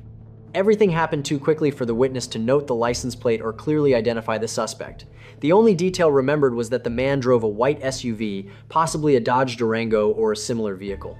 In the first hours after the crime, the police's top priority was to identify the unfortunate woman. However, that seemingly simple task became difficult because all of the victim's identification documents, wallet, and phone had disappeared along with the stolen handbag. Fortunately, one officer noticed a set of keys lying beside the victim's body. Attached to the key ring was a small plastic card printed with a restaurant logo. Turning it over, the card read, Pho So Nam, Arlington, TX. This immediately led detectives to suspect that the victim might be an employee or the owner of Pho So Nam, the Vietnamese restaurant located just steps from the crime scene. Indeed, the Pho restaurant was only a few steps away, but it had not yet opened. Could the victim have been the person arriving early that morning to open the restaurant? The theory seemed plausible, as the victim was dressed in simple work clothes and had cash in her coat pocket, possibly intended for making change or depositing the day's revenue. To verify this, police contacted the restaurant's owner. Shortly afterward, a middle-aged man named Daniel rushed to the scene. The moment he saw the body, he froze in shock as he realized it was his beloved wife. The victim was then officially identified as Tho Mai Tiu, 56 years old, affectionately known by many as Mrs. Kim. The identification was confirmed after the Tarrant County Medical Examiner's Office verified her fingerprints and cross-checked official records, and the identity was later confirmed by her family. From that moment, the tragic news spread quickly. The familiar Vietnamese Pho restaurant owner had died right in front of her own business. Regular customers of the restaurant, from elderly patrons who often came for breakfast to young people who visited on weekends, were all shocked and heartbroken. In front of Pho So Nam Vietnamese restaurant, people set up a small memorial table with fresh flowers, candles, and a portrait of Mrs. Kim placed together in remembrance. The family shared that Tho Mai Tiu had immigrated from Vietnam to the United States several decades earlier. Many years ago, she and her husband established Pho So Nam on New York Avenue in Arlington, quickly turning it into a familiar culinary destination for the Vietnamese community in the United States. She always greeted customers with a warm smile, speaking English with a gentle Vietnamese accent. She was not only the owner, but also personally worked as the main cook in the kitchen. Many customers praised her pho as having the authentic flavor of home. Mrs. Kim also had a happy family, surrounded by her children and grandchildren. Jennifer Tiu, one of her daughters, described her mother as a thoughtful and compassionate woman who always put others first. Mrs. Kim was also respected by neighbors and beloved within the Vietnamese community for her gentle personality and willingness to help others. She often contributed food to charity events at the local church and participated in fundraising activities to support members of the Vietnamese community facing hardship. To many people, she was a true part of the community, a hardworking individual devoted to her family and neighbors rather than someone who had enemies or unresolved debts. When asked about her schedule that morning, family members and employees confirmed that Mrs. Kim had planned to stop by Restaurant Depot in Fort Worth, a wholesale food supplier for restaurants, to purchase ingredients before returning to open the restaurant. She may have been carrying cash to pay for supplies or to prepare small change for the restaurant. This detail matched the evidence found at the scene. She was wearing warm clothing, had a considerable amount of cash in her pocket, and there were several small boxes of goods inside her car. This suggested that the victim had followed a clear routine, driving from her home, stopping at several locations to collect supplies, and then returning to the restaurant around 10 a.m., when the tragedy occurred. This information raised suspicions that someone might have secretly followed her route before attacking. If Mrs. Kim had visited multiple places that morning, it was possible that the perpetrator had been tracking her from an earlier location, such as a store or another stop, rather than randomly targeting her when she arrived at the restaurant. However, another rumor circulated that Mrs. Kim had stopped at a bank to withdraw money before returning to the restaurant. Several weeks later, police clarified that this information was incorrect. She had not visited any bank that morning. All of her financial transactions had taken place at stores, and there was no evidence that she had withdrawn cash from a bank. This clarification made the case even more puzzling. If she had not been targeted after withdrawing money from a bank, then why had the attacker focused on her? Was she randomly selected in a supermarket parking lot, or did the suspect somehow know she was carrying cash? These questions remained unanswered for the time being, but eliminating the bank as a location helped investigators narrow their focus to the places Mrs. Kim had actually visited. The family also confirmed that Mrs. Kim lived peacefully and had no conflicts with anyone that could have led to such a cold-blooded act. The case appeared far more like a sudden robbery than a personal act of revenge. Therefore, the truth about the perpetrator could only be uncovered through the traces he left behind. The mysterious white SUV became the only lead at that moment, and the search for the suspect's identity would prove to be a difficult journey, one relying more on technology and careful deduction than on eyewitness testimony. On the morning of December 29, 2023, police began searching for all surveillance cameras in the area. Fortunately, right next to Pho Sun Nam Vietnamese restaurant was a childcare center with a security camera facing the parking lot. Investigators quickly requested access to the footage from the time the incident occurred. As expected, the camera footage showed that just minutes before police arrived, a white SUV appeared in the frame. Specifically, the video captured a white Dodge Durango slowly driving behind the row of shops at nearly the same moment the struggle took place. Although the footage did not clearly reveal the license plate or the suspect's face, investigators were able to confirm the vehicle's characteristics. A newer model, white Dodge Durango, with no decals or distinctive markings other than its plain white paint. At the same time, detectives from the Arlington Police Department Real-Time Crime Center joined the investigation. They utilized traffic cameras and automatic license plate reader systems installed along major roadways. By reviewing data recorded between the morning and noon of December 29th, they hoped to locate the fleeing white SUV. Not long afterward, an important discovery emerged. A camera located near the crime scene recorded a white Dodge Durango leaving the area shortly after the time of the attack. More importantly, the system captured the vehicle's license plate, a Texas license plate. Investigators quickly searched the database to determine which vehicle it belonged to. However, when officers checked the records, they made a surprising discovery. The Texas license plate seen on the white SUV was actually registered to a completely different vehicle. Specifically, the plate belonged to a customer who had previously rented a vehicle from Enterprise Rent A Car, and that vehicle had already been returned before the time of the crime. In other words, the perpetrator had likely used a stolen or fraudulent license plate. This discovery immediately made the case even more serious, as it suggested that the perpetrator was not an amateur, but someone who had carefully prepared in advance to conceal the true identity of the vehicle. Nevertheless, the SUV remained the most important lead in the case. Investigators decided to continue pursuing this clue to track down the suspect. The team divided their efforts into two directions. One group worked with Enterprise Rent A Car to trace the possible origin of the SUV, suspecting that it might have been a rental vehicle, while another group continued analyzing data from automatic license plate reader cameras to track the SUV's movements. From information provided by Enterprise, detectives learned that the Texas license plate had originally been attached to a Dodge Durango rented in Dallas by a male customer, referred to here as Customer A. Customer A had rented the vehicle earlier, but on the morning of December 29th, he noticed that the rear license plate was missing. He immediately reported the loss to the rental company and returned the vehicle at 11 a.m. on December 29th, 2023. This detail proved extremely valuable because it confirmed that the license plate had been deliberately stolen rather than accidentally lost, and that the theft likely occurred on the night of December 28th or in the early morning of December 29th.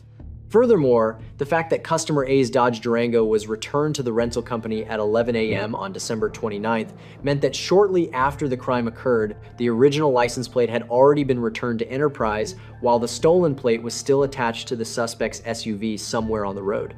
This was confirmed by camera data, which showed that even after Customer A returned the vehicle at 11 a.m. on December 29th, vehicles using that same license plate were still being recorded on public roads. This clearly indicated that the perpetrator's SUV was continuing to drive with the stolen plate. Thanks to the camera network, police gradually reconstructed the killer's escape route. The SUV left Arlington after the crime and traveled through neighboring counties across the Dallas-Fort Worth region. On December 30th, at around 12 p.m., a camera in the city of Irving recorded the final sighting of the SUV using the stolen Texas license plate. After that moment, the plate completely disappeared from the system, most likely because the perpetrator had removed the stolen plate. Indeed, just a few hours later, at around 5 p.m. on December 30th, another camera in Houston about 400 kilometers from Irving captured a white Dodge Durango with a Louisiana license plate. When technicians compared the Houston footage with earlier images from the crime scene, they noticed several unique matching details: the vehicle model, its body shape, and even a small dent on the right rear fender. All of these characteristics matched perfectly. This coincidence could not be ignored. Investigators concluded that the perpetrator likely drove the vehicle back toward the Houston area in southern Texas the following day and had reattached the vehicle's original license plate. Another critical detail soon emerged. Security cameras at Restaurant Depot in East Fort Worth, the wholesale store where Tho My Tue had stopped to purchase supplies earlier that morning, had also captured footage of a man driving a white Durango closely following her in the store's parking lot. Investigators enlarged the footage and noticed a rectangular decal on the SUV's windshield. This type of decal is commonly found on vehicles registered in Louisiana. This became strong evidence suggesting that the SUV originally carried Louisiana plates, not Texas plates. In other words, the perpetrator had deliberately used a license plate swap tactic to mislead authorities while committing the crime in the Dallas area. At this point, the picture of the crime began to become clearer. The perpetrator appeared to have connections to Houston, but he used a rental vehicle registered in Louisiana. He drove the vehicle to North Texas, stole a Texas license plate to disguise the car as a local vehicle, and after committing the crime, returned toward Houston and removed the stolen plate. This carefully planned strategy nearly succeeded in misleading investigators, but thanks to the modern camera network, Arlington police were still able to track his movements. In early January 2024, after determining that the SUV was a rental vehicle, investigators shifted their focus to the rental contract for the Louisiana-plated Dodge Durango.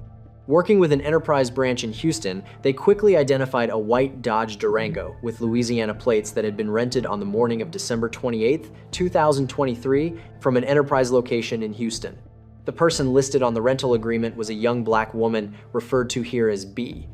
The initial rental period was only a few days, yet by early January 2024, the vehicle had still not been returned. This information immediately raised suspicion among investigators. Could this woman somehow be connected to the perpetrator?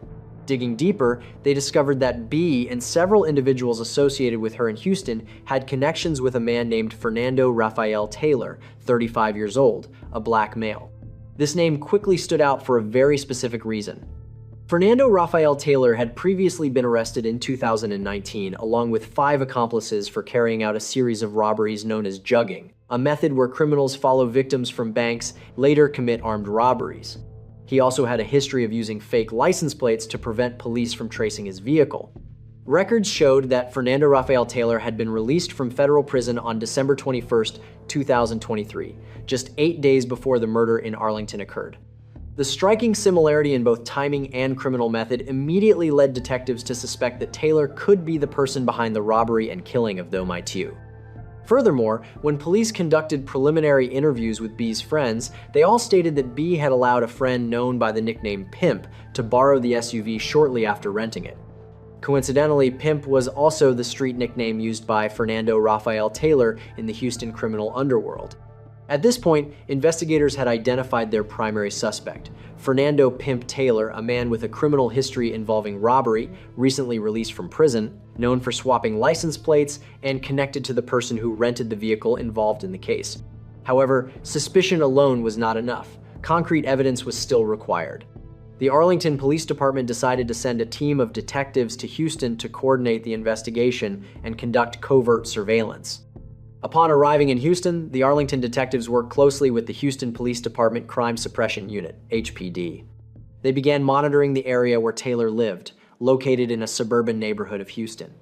Surveillance cameras showed that Taylor's personal vehicle, a Chevrolet Silverado, frequently entered and exited the residence. Meanwhile, the rented Dodge Durango with Louisiana plates was also seen multiple times in the same neighborhood after December 30th. However, after January 25th, the vehicle was no longer seen there, suggesting it may have been hidden or moved to another location. Detectives decided that locating the SUV directly would be the best way to collect forensic evidence. On January 24, 2024, after days of searching, police located the suspicious Louisiana-plated Dodge Durango parked in the parking lot of an apartment complex in Houston. Officers quietly set up surveillance. Near noon, a black woman appeared. It was B. She entered the vehicle and drove away. Investigators discreetly followed her. When she committed a minor traffic violation, officers initiated a traffic stop. B appeared nervous but remained cooperative after police explained the situation. During a roadside interview, she admitted several important details. A friend known as Pimp had persistently asked to borrow her SUV on December 28th, even asking another friend to call and persuade her to agree. Eventually, B agreed to exchange vehicles. She handed over the newly rented Durango to Pimp while he gave her another vehicle to use temporarily. He told her he would return the Durango within a day or two and promised to give her $1,500 afterward. A few days later, Pimp returned to Houston, gave the Durango back to B, and handed her $1,500 in cash so she could pay the overdue rental fees. B insisted that she did not know what Pimp had done in Dallas. She only recalled him vaguely mentioning that he had taken care of some big business and telling her not to ask too many questions. More importantly, when police showed B a photograph of Fernando Taylor, she immediately confirmed, yes, that's him, that's Pimp. Investigators then showed her still images extracted from the surveillance footage. After only a brief glance, B again firmly stated that the man in the images was Fernando Pimp Taylor. B's testimony became a crucial link in the investigation, directly confirming that Taylor was the person who had been driving the SUV used in the crime. Police immediately seized the Dodge Durango from B in order to conduct forensic examinations. In late January 2024, the Tarrant County Court approved an arrest warrant for Fernando Rafael Taylor on charges of murder. On January 26, 2024, Houston police, working together with federal authorities, surrounded a house in northern Houston where Taylor was believed to be staying. The operation was swift and unexpected. Fernando Taylor was taken into custody without significant resistance. As he was placed in handcuffs, he appeared surprisingly calm, perhaps not realizing that investigators had managed to track him down in less than a month. News of Taylor's arrest was announced the following day. During a press conference on February 1st, 2024, Police Chief Al Jones praised what he described as a complex investigation involving many moving pieces that had been successfully solved through persistence and cooperation between multiple agencies. Back in Arlington, when neighbors and nearby shop owners learned that the suspect had been captured, many expressed relief. People gathered in front of the Fur restaurant to light candles in memory of Mrs. Kim and applauded when they heard that police had identified the person responsible for the crime. After nearly a month of anxiety, the Vietnamese community in Arlington could finally find some measure of peace knowing the suspect was no longer free. However, inside the Harris County Jail in Houston, Taylor remained extremely quiet. He refused to answer any questions about why he had followed Mrs. Kim. To this day, his exact motive, why he attacked her, whether he had specifically targeted her, or whether the crime was entirely random, has never been clearly explained by Taylor. Arlington police continue to question him, hoping that one day he may reveal his thoughts and shed light on every detail of this shocking case. Nevertheless, the evidence already points firmly toward him. Fernando Rafael Taylor was the man who planned the act, followed the victim, and carried out the robbery that led to Mrs. Kim's death, an act that Texas law classifies as murder committed during the commission of another felony, a crime considered extremely serious. Legal proceedings in complex homicide cases often take a long time, and this case is no exception. As of now, the case has not yet gone to trial, mainly because investigators still need time to complete evidence collection, forensic examinations, and various pretrial legal procedures.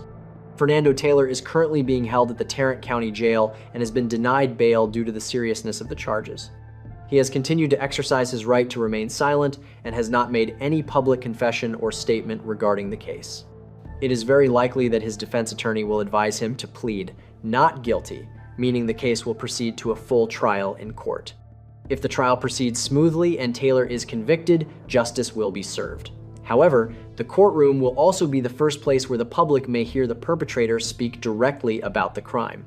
Will he show remorse, or will he continue to display the same cold and silent attitude he has maintained so far?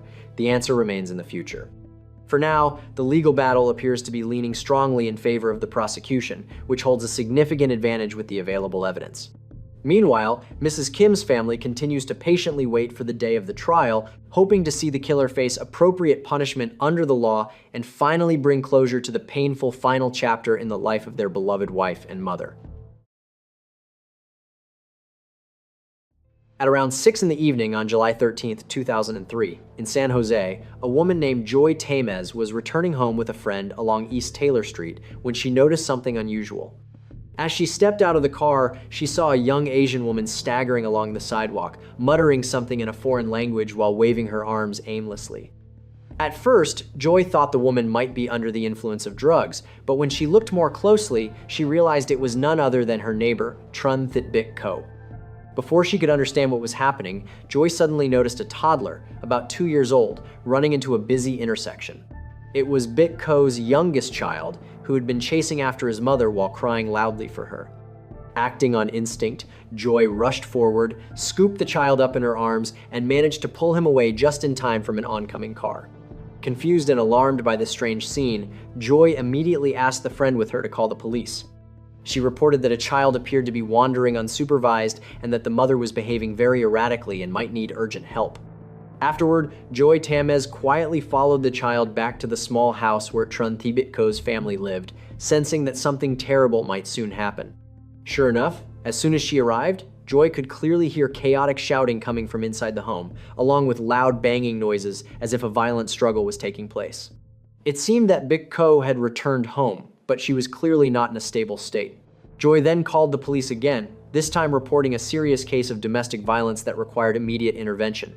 Tragically, the authorities still arrived a moment too late. When officers finally gathered and entered the house on East Taylor Street, they were confronted with a horrifying scene.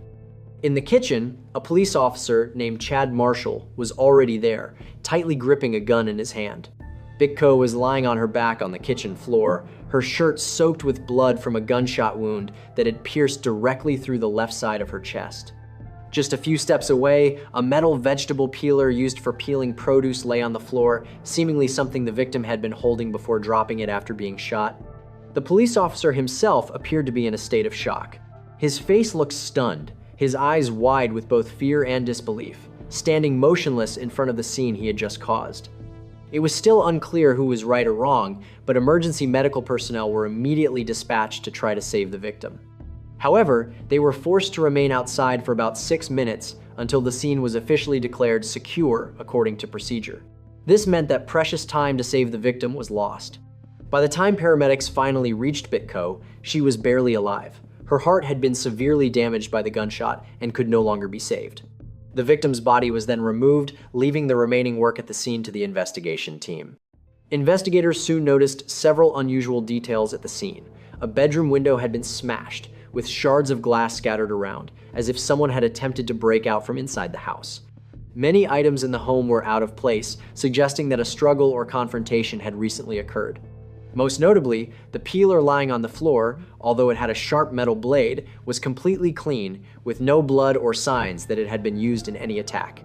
However, when compared with the report from the group of police officers who had arrived first at the scene, the object was described as a large cleaver-like blade, and Bit Ko was referred to as the suspect, while the 2 police officers were considered the victims of the incident.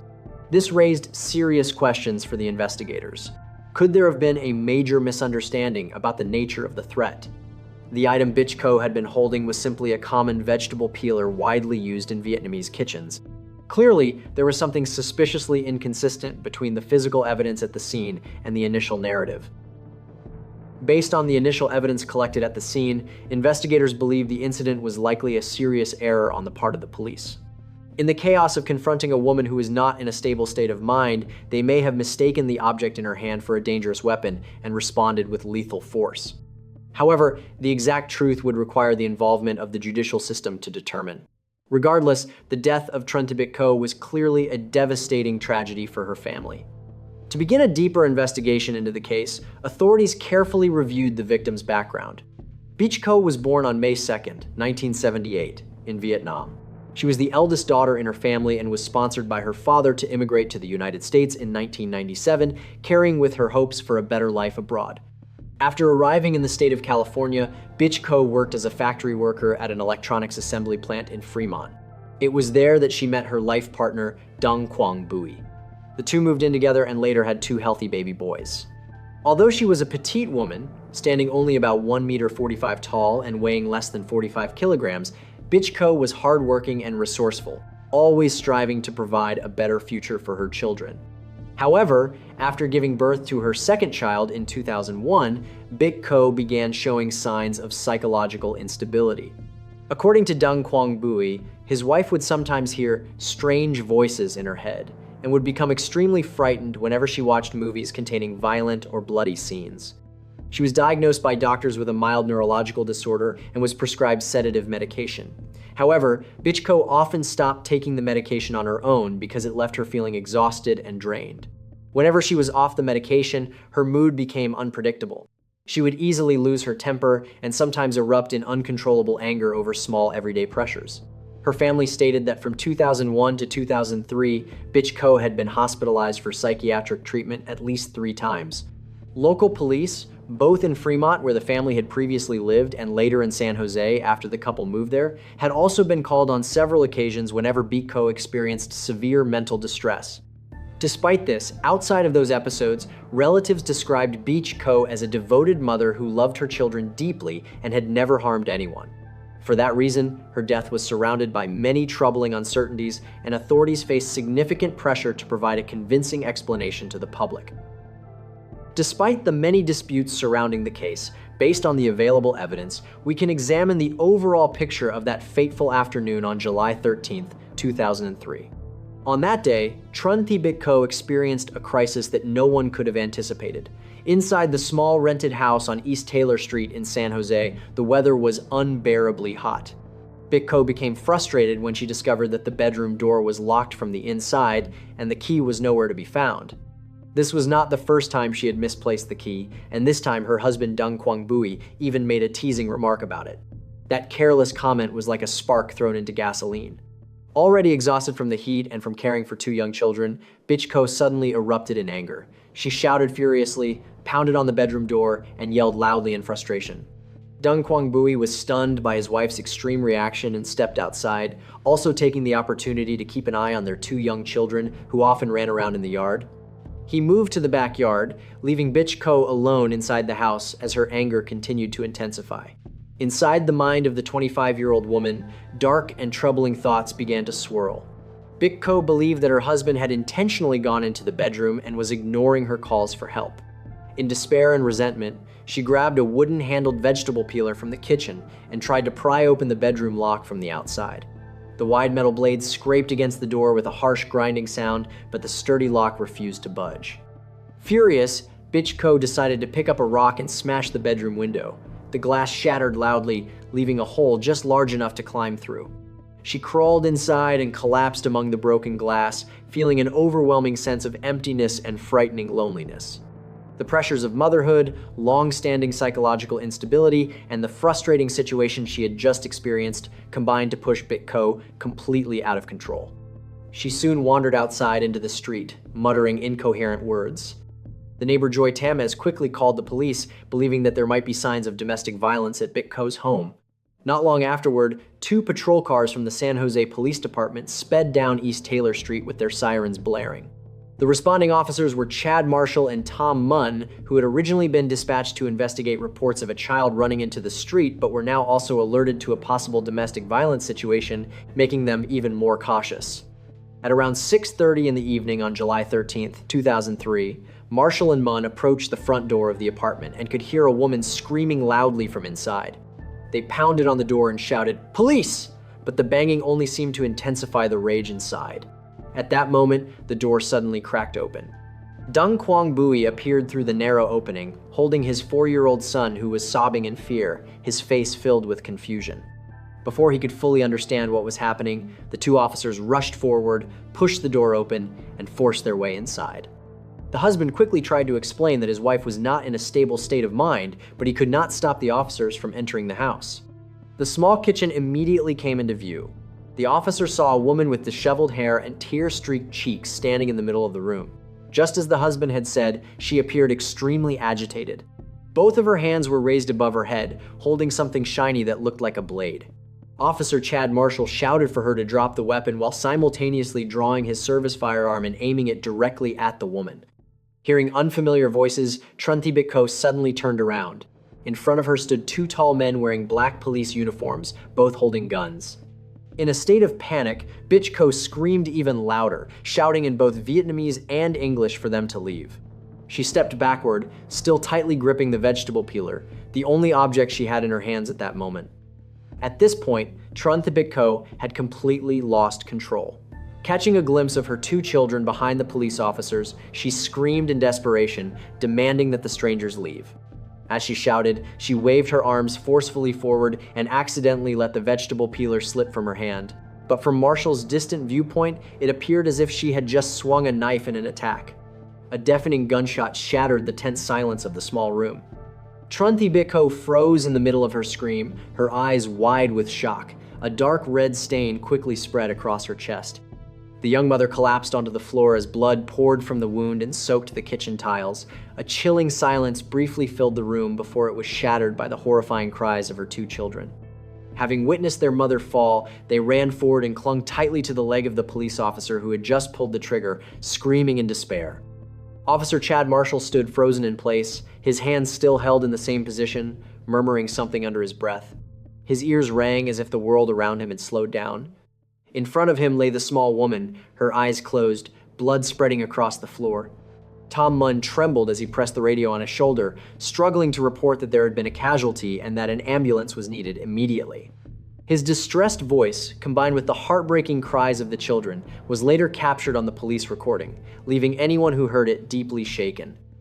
Immediately after the shooting, the San Jose Police Department suspended Officer Chad Marshall, pending an internal investigation. Marshall was about 30 years old and had joined the San Jose Police Department around 1999 with 4 years of experience in law enforcement.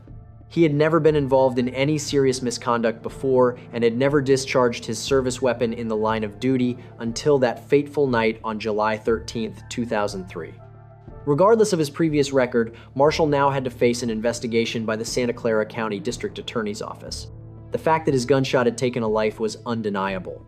The purpose of the investigation was to determine whether the officer had committed a crime when he fired the shot. Under intense pressure from the Vietnamese community and several civil rights organizations, prosecutor George Kennedy decided to convene a grand jury of 18 citizens to review the case. Notably, the proceedings were conducted publicly, allowing members of the public to attend and hear the evidence. This was highly unusual, but authorities believed transparency was necessary to ease the growing public suspicion. While waiting for the grand jury hearing, public opinion in San Jose grew increasingly heated. Just 3 days after the death of Bich Ko, about 300 people marched from the victim's home to San Jose City Hall demanding justice.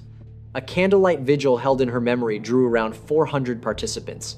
This marked the first time the Vietnamese community in the city had strongly spoken out about a social issue in the United States, rather than focusing their attention on events in their homeland.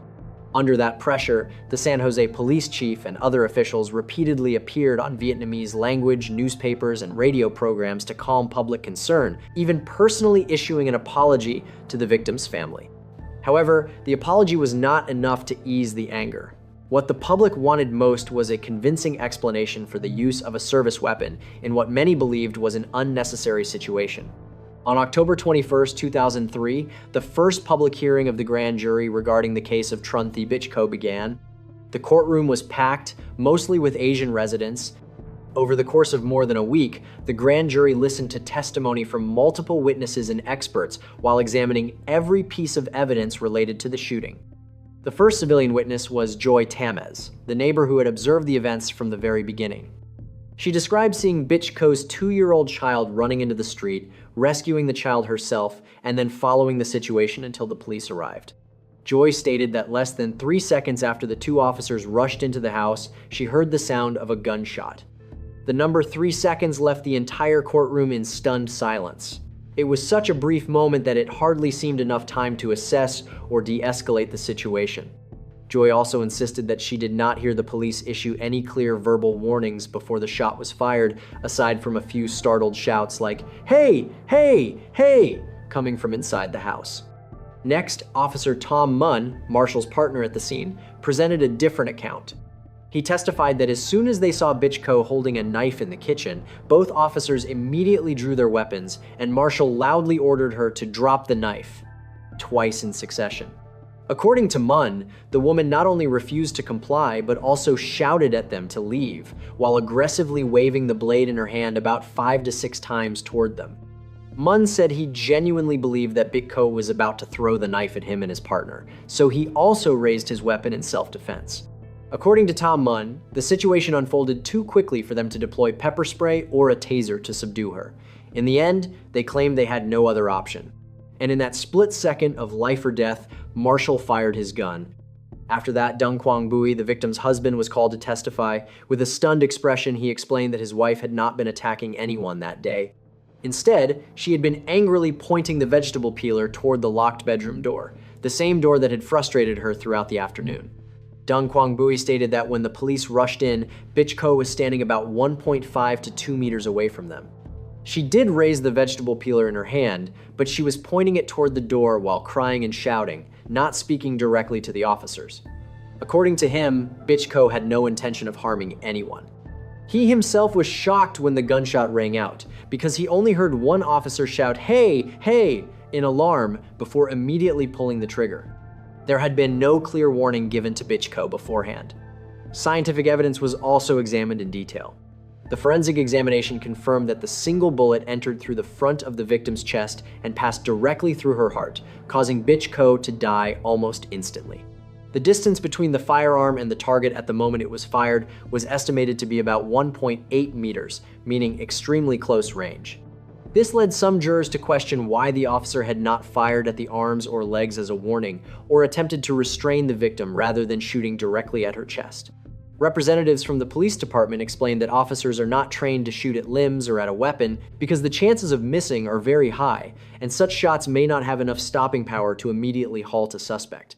A police training officer named Alan Soroka even swung a demonstration knife in the courtroom to illustrate how an attacker could rush toward a police officer from a distance of 6 to 7 meters in just 1.5 seconds. This demonstration sent chills through many people who witnessed it. However, others reacted with anger, arguing that the police were exaggerating their justification and diverting attention away from the core issue. The grand jury also reviewed previous incidents in which police had intervened with Bitchko. Sergeant Mark Devine, a negotiation specialist, recounted a situation he successfully handled in Fremont in 2001, when Bitchko had barricaded herself inside a house while holding a pair of scissors.